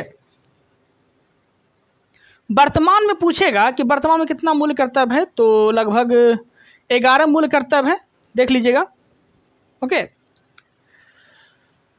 देखिए अब देखिए 11 मूल कर्तव्य मतलब 11वां जो मूल कर्तव्य जोड़े गए थे, ये किस संविधान संशोधन के तहत जोड़े गए थे, तो 86वां संविधान संशोधन 2002 में जो है, ठीक है, 2 में जो है 86वां संविधान संशोधन के तहत 2002 में 11वां मूल कर्तव्य जोड़े गए थे, ओके, ये चीज याद रखना है, ओके। चलिए अब देखिए, अब हम देखने वाले हैं भाग 5 जो काफी इंपॉर्टेंट है। भाग 5, और भाग 5 में 52 से लेके 151 आर्टिकल आते हैं। भाग 5 में 52 से लेके 151 आर्टिकल आते हैं जो काफी इंपॉर्टेंट है, ठीक है। और भाग 5 में जो है संघ की चर्चा है, ठीक है, ये चीज याद रखिएगा, जो एग्जाम के पर्पज से काफी इंपॉर्टेंट हो जाते हैं। भाग 5 में संघ की चर्चा है और 52 से लेकर 151 आर्टिकल आते हैं, ये चीज भी आपको याद रखना है। अब देखिएगा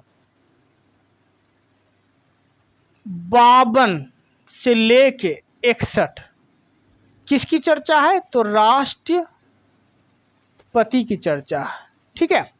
अब देखिएगा राष्ट्रपति की बात आ गई तो समझिएगा, इसका ट्रिक याद रखिएगा, पकानी को का दुयो दसम, ठीक है। पो से क्या हो गया, देखिए पहले देखिए आर्टिकल समझ लीजिए, 52, 53, 54, 55, 56, दुयो 57, 58, 59, 60, 61। अब समझिएगा 52 में क्या है, 52 में क्या है, पद है, राष्ट्रपति की पद की चर्चा है। 53 में क्या है, 53 में कार्यपालिका की चर्चा है, कार्यपालिका, ठीक है। 54 में क्या है, निर्वाचन, किसकी निर्वाचन, तो राष्ट्रपति की निर्वाचन की चर्चा है 54 में। 55 में क्या है, 55 में कोटा की चर्चा है, कोटा, ठीक है, मतलब कि राष्ट्रपति का जो निर्वाचन होता है अनुपातिक पद्धति पे जो होते हैं निर्वाचन, ये आर्टिकल 55 में बोला गया है, ठीक है। 56 में क्या है, 56 में कार्यकाल की चर्चा है, कार्यकाल, और राष्ट्रपति का कार्यकाल कितना साल का होता है, 5 साल का होता है। 57 में, अब देखिएगा 57 में दो आया, दो मतलब राष्ट्रपति की दोबारा निर्वाचन की चर्चा है। मतलब एक राष्ट्रपति दोबारा राष्ट्रपति बन सकते हैं, जैसे कि राजेंद्र प्रसाद, ठीक है, ये दोबारा राष्ट्रपति बने थे। ठीक है, अब देखते हैं आगे 58 समझिएगा। 58 में क्या है? यो मतलब क्या हो गया? राष्ट्रपति की योग्यता की चर्चा है। 59 में क्या है? 59 में क्या है? दशाएं एवं शर्त की चर्चा है। ठीक है, और वो क्या है 59 में? और 60 में क्या है? 60 में राष्ट्रपति की शपथ की चर्चा है, शपथ। 61 में क्या है? 61 में राष्ट्रपति जो महाभियोग लगते हैं उसकी चर्चा है। ओके, अब इसे धीरे धीरे समझने का प्रयास करिएगा। ठीक है, अब देखिए पद आ गया। पद, तो राष्ट्रपति का जो पद लिए हैं ये किस देश से लिए हैं? ब्रिटेन से लिए हैं। ओके, राष्ट्रपति का पद ब्रिटेन से लिए हैं, जो आर्टिकल 52 के तहत आते हैं। ठीक है, कोई दिक्कत नहीं। 53 में क्या है? कार्यपालिका। ठीक है, कार्यपालिका जो है क्या होगा राष्ट्र का? तो कार्यपालिका जो है संघ की कार्यपालिका। संघ मतलब क्या हो गया? केंद्र। संघ मतलब क्या हो गया? केंद्र। यही बात बोला गया है, केंद्र की कार्यपालिका का प्रधान होगा। लेकिन ये कौन सा प्रधान होगा? तो औपचारिक प्रधान होगा। ठीक है, क्या बोले? 53 में क्या है? 53 में कार्यपालिका का प्रधान होगा। कौन होगा? तो राष्ट्रपति होगा। लेकिन ये जो होंगे औपचारिक प्रधान होंगे, मतलब संघ की कार्यपालिका का औपचारिक प्रधान कौन होंगे? राष्ट्रपति होंगे। 54 में क्या है? निर्वाचन। 54 में क्या है? निर्वाचन। अब देखिए राष्ट्रपति के निर्वाचन में कौन भाग लेते हैं? राज्यसभा, लोकसभा सभी भाग लेते हैं। ठीक है, 54 में क्या है?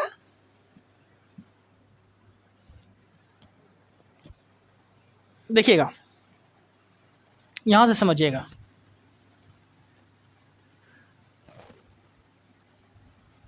चौवन में क्या है? निर्वाचन। अब देखिए इसके निर्वाचन में कौन लेंगे भाग? राज्यसभा, लोकसभा। ठीक है, कौन कौन लेंगे भाग? राज्यसभा, लोकसभा। ठीक है, स्क्रीनशॉट ले लीजिए आप लोग।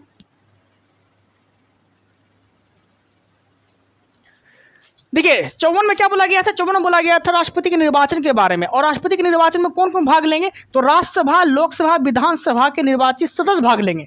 ठीक है, राज्यसभा की चर्चा जो है आर्टिकल 80 में आते हैं, लोकसभा की चर्चा आर्टिकल 81 में आते हैं, और विधानसभा की चर्चा आर्टिकल लगभग 70 में आते हैं। ठीक है, 170 में आते हैं। कोई दिक्कत नहीं है, समझ में आ गया होगा आप लोग को। अब समझिएगा ध्यान से, राष्ट्रपति के निर्वाचन में कौन कौन भाग नहीं लेते हैं? तो मनोनीत सदस्य भाग नहीं लेते हैं, और विधानसभा के मनोनीत और विधान परिषद के मनोनीत सदस्य भाग नहीं लेते हैं। आर्टिकल 55 में क्या बोला गया है? राष्ट्रपति का जो निर्वाचन होगा ये अनुपातिक पद्धति के आधार पर होगा। कोई दिक्कत नहीं है। आर्टिकल 56 में बोला गया है राष्ट्रपति के कार्यकाल के बारे में, जो 5 साल का होता है। आर्टिकल 57 में क्या बोला गया है? राष्ट्रपति का दोबारा निर्वाचन, जो कि एग्जाम्पल में आप रख सकते हैं राजेंद्र प्रसाद। मतलब आर्टिकल 57 में बोला गया है कि राष्ट्रपति का दोबारा निर्वाचन हो सकता है। जैसे कि राजेंद्र प्रसाद जो है दोबारा निर्वाचित हुए थे ना, तो आर्टिकल 57 के तहत ये सब हुए थे। ठीक है, कोई दिक्कत नहीं है। 58 में क्या है? योग्यता के बारे में। 58 में क्या है? योग्यता के बारे में। यहां लिख देते हैं 58 में क्या है? योग्यता। देखिए अब योग्यता में क्या होना चाहिए? राष्ट्रपति के योग्यता में क्या क्या होना चाहिए? ठीक है, योग्यता में क्या क्या होना चाहिए? पहली बात तो ये भारत का नागरिक होना चाहिए, भारत का नागरिक होना चाहिए योग्यता में। ठीक है, 35 वर्ष आयु पूरा कर लेना चाहिए, और पागल या दिवालिया इसका नहीं निकला हो, तब जो है ये राष्ट्रपति से निर्वाचित हो सकते हैं, राष्ट्रपति बनने लायक है। ये सब चीज़ समझ में आ गया? स्क्रीनशॉट ले लीजिए। ठीक है, ले लिए होंगे स्क्रीनशॉट आप लोग। तो 58 देखिए 58 में क्या था, राष्ट्रपति की योग्यता के बारे में था। अब योग्यता में क्या क्या होना चाहिए, तो योग्यता में जो है 35 वर्ष आयु पूरा कर लेना चाहिए, ठीक है। पागल या दिवालिया उसका नहीं निकला हो, ठीक है, ये सब चीज़ याद रखिएगा। और तो ये सब कंडीशन होता है, पागल दिवालिया ना हो, और सबसे जरूरी बात, भारत का वो नागरिक हो। कौन है, राष्ट्रपति। ये योग्यता के बारे में बोला गया है। अब दशाएं और शर्त समझिएगा। 59 में क्या है, दशाएं एवं शर्त। अब दशाएं शर्त में क्या है समझिएगा। दशाएं और शर्त में क्या है कि पहली बात तो लाभ के पद पे नहीं होना चाहिए, लाभ के पद पे नहीं होना चाहिए, लाभ के पद पे नहीं होना चाहिए, ओके, या सरकारी नौकरी नहीं करना चाहिए। 50 प्रस्तावक 50 अनुमोदक होना चाहिए, 50 प्रस्तावक और 50 प्रस्तावक 50 अनुमोदक होना चाहिए, मतलब गवाह जिसे बोलते हैं, गवाह होना चाहिए, ठीक है। ये सब चीज़ होना जरूरी होता है। और सबसे जरूरी बात 15,000 जमानत राशि होनी चाहिए, ठीक है। अगर आप 1/6 वोट नहीं लाते हैं, राष्ट्रपति अगर 1/6 वोट नहीं लाता है, तो यही जमानत राशि जो है इसको जब्त कर लिया जाता है, ठीक है। कोई दिक्कत नहीं है, समझ में आ गया होगा आप लोग को। अब देखते हैं आगे। 60 में क्या बोला गया है, राष्ट्रपति की शपथ। 60 में शपथ किसका, राष्ट्रपति का शपथ कौन दिलाते हैं, तो सुप्रीम कोर्ट के CJI मतलब सुप्रीम कोर्ट के मुख्य न्यायाधीश दिलाते हैं राष्ट्रपति का शपथ, ठीक है। आर्टिकल 61 के तहत, मतलब आर्टिकल 60 के तहत। आर्टिकल 61 में क्या है, महाभियोग, राष्ट्रपति पर जो महाभियोग लगते हैं आर्टिकल 61 के तहत लगते हैं। अब महाभियोग का कंडीशन समझिएगा। महाभियोग प्रारंभ करने के लिए 1/4 सदस्य का, जब मतलब 1/4 सदस्य का जो है मतलब कि जरूरी है, मतलब 1/4 सदस्य की अनुपस्थिति 1/4 सदस्य जो है अगर वो वोट कर दिया कि हाँ राष्ट्रपति पर जमानत, राष्ट्रपति पर महाभियोग लगनी चाहिए, तो राष्ट्रपति पर महाभियोग लग सकता है। लेकिन ये क्या है, प्रारंभ करने के लिए, कि आप प्रारंभ कर सकते हैं। लेकिन अगर पारित करना है कि राष्ट्रपति पर महाभियोग लगना चाहिए या फिर लग गया, तो पारित करने के लिए कितना चाहिए, 2/3 बहुमत चाहिए, मतलब 66%। याद रखिएगा कि राष्ट्रपति में महाभियोग प्रारंभ कर रहे हैं तो 25% कम से कम वोट होना चाहिए सदस्य का, कि ना हाँ लगना चाहिए राष्ट्रपति में महाभियोग, ठीक है। लेकिन पारित करने के लिए 66% वोट चाहिए। ये चीज़ भी आपको याद रखना पड़ेगा, ठीक है। समझ में आ गया होगा। तो राष्ट्रपति के बारे में देख लिए, ओके। अब समझिएगा राष्ट्रपति जो है, जैसे कि राज्यसभा में 12 सदस्य को मनोनीत करता है, तो किस आर्टिकल के तहत करते हैं, तो 80 के 3 के तहत जो है 12 सदस्य को मनोनीत करते हैं। ये चीज़ भी आपको याद रखना है। राष्ट्रपति जो है, राष्ट्रपति और राष्ट्रपति प्लस उप राष्ट्रपति का जो राष्ट्रपति और उपराष्ट्रपति का जो निर्वाचन विवाद होते हैं, ठीक है, इसका निपटारा या फिर इसको सुलझाते कौन है। जैसे कि मान लीजिए राष्ट्रपति और उपराष्ट्रपति का निर्वाचन संबंधी विवाद हो गया, ठीक है, तो किस आर्टिकल के तहत जो है ये सुप्रीम कोर्ट सुनेगा इसको, तो आर्टिकल 71 के तहत, आर्टिकल 71 के तहत इसको सुलझाएगा, ठीक है। यह बोला गया है आर्टिकल 71 में। कोई दिक्कत नहीं है, समझ में आ गया होगा आप लोग को, ओके। अब देखते हैं आर्टिकल 72। आर्टिकल 72 देखिएगा। आर्टिकल 72 में क्या है, आर्टिकल 72 में जो है राष्ट्रपति क्षमा दान कर सकता है, ठीक है, चाहे वो मृत्यु की सज़ा हो, कोई भी सज़ा हो, या फिर सेना की सज़ा हो, ठीक है। ये सब सज़ा माफ़ करने का अधिकार जो है आर्टिकल 72 के तहत है राष्ट्रपति को। ये चीज़ भी आपको याद रखना पड़ेगा, ठीक है, कोई दिक्कत नहीं है। तो 61 तक जो है, 52 से लेके 61 तक जो है राष्ट्रपति की चर्चा है, कोई दिक्कत नहीं है। अब समझते हैं उपराष्ट्रपति। उपराष्ट्रपति, ठीक है। एक चीज छोड़ दिए थे कि मान लीजिए राष्ट्रपति में महाभियोग लगाना है तो किस सदन से प्रारंभ होगा, तो ये जो है राज्यसभा हो या लोकसभा हो, ये किसी भी सदन से प्रारंभ हो सकता है, ठीक है। लेकिन अगर अगर उपराष्ट्रपति के बारे में पूछ लिया कि उपराष्ट्रपति में महाभियोग किस सदन से प्रारंभ होगा, तो ये सिर्फ राज्यसभा से प्रारंभ हो सकता है। ये सब अभी हम बताएंगे, ठीक है। अब देखिए उपराष्ट्रपति की जो चर्चा है आर्टिकल 63 से लेके 69 तक है उपराष्ट्रपति की चर्चा, ठीक है। अब देखिए इसका एक ट्रिक याद रखना है आपको, चूस, ठीक है, समझिए। 63, 64, 65, 66, 67, 68, 69, ठीक है।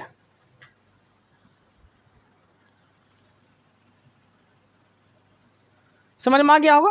अब समझिएगा,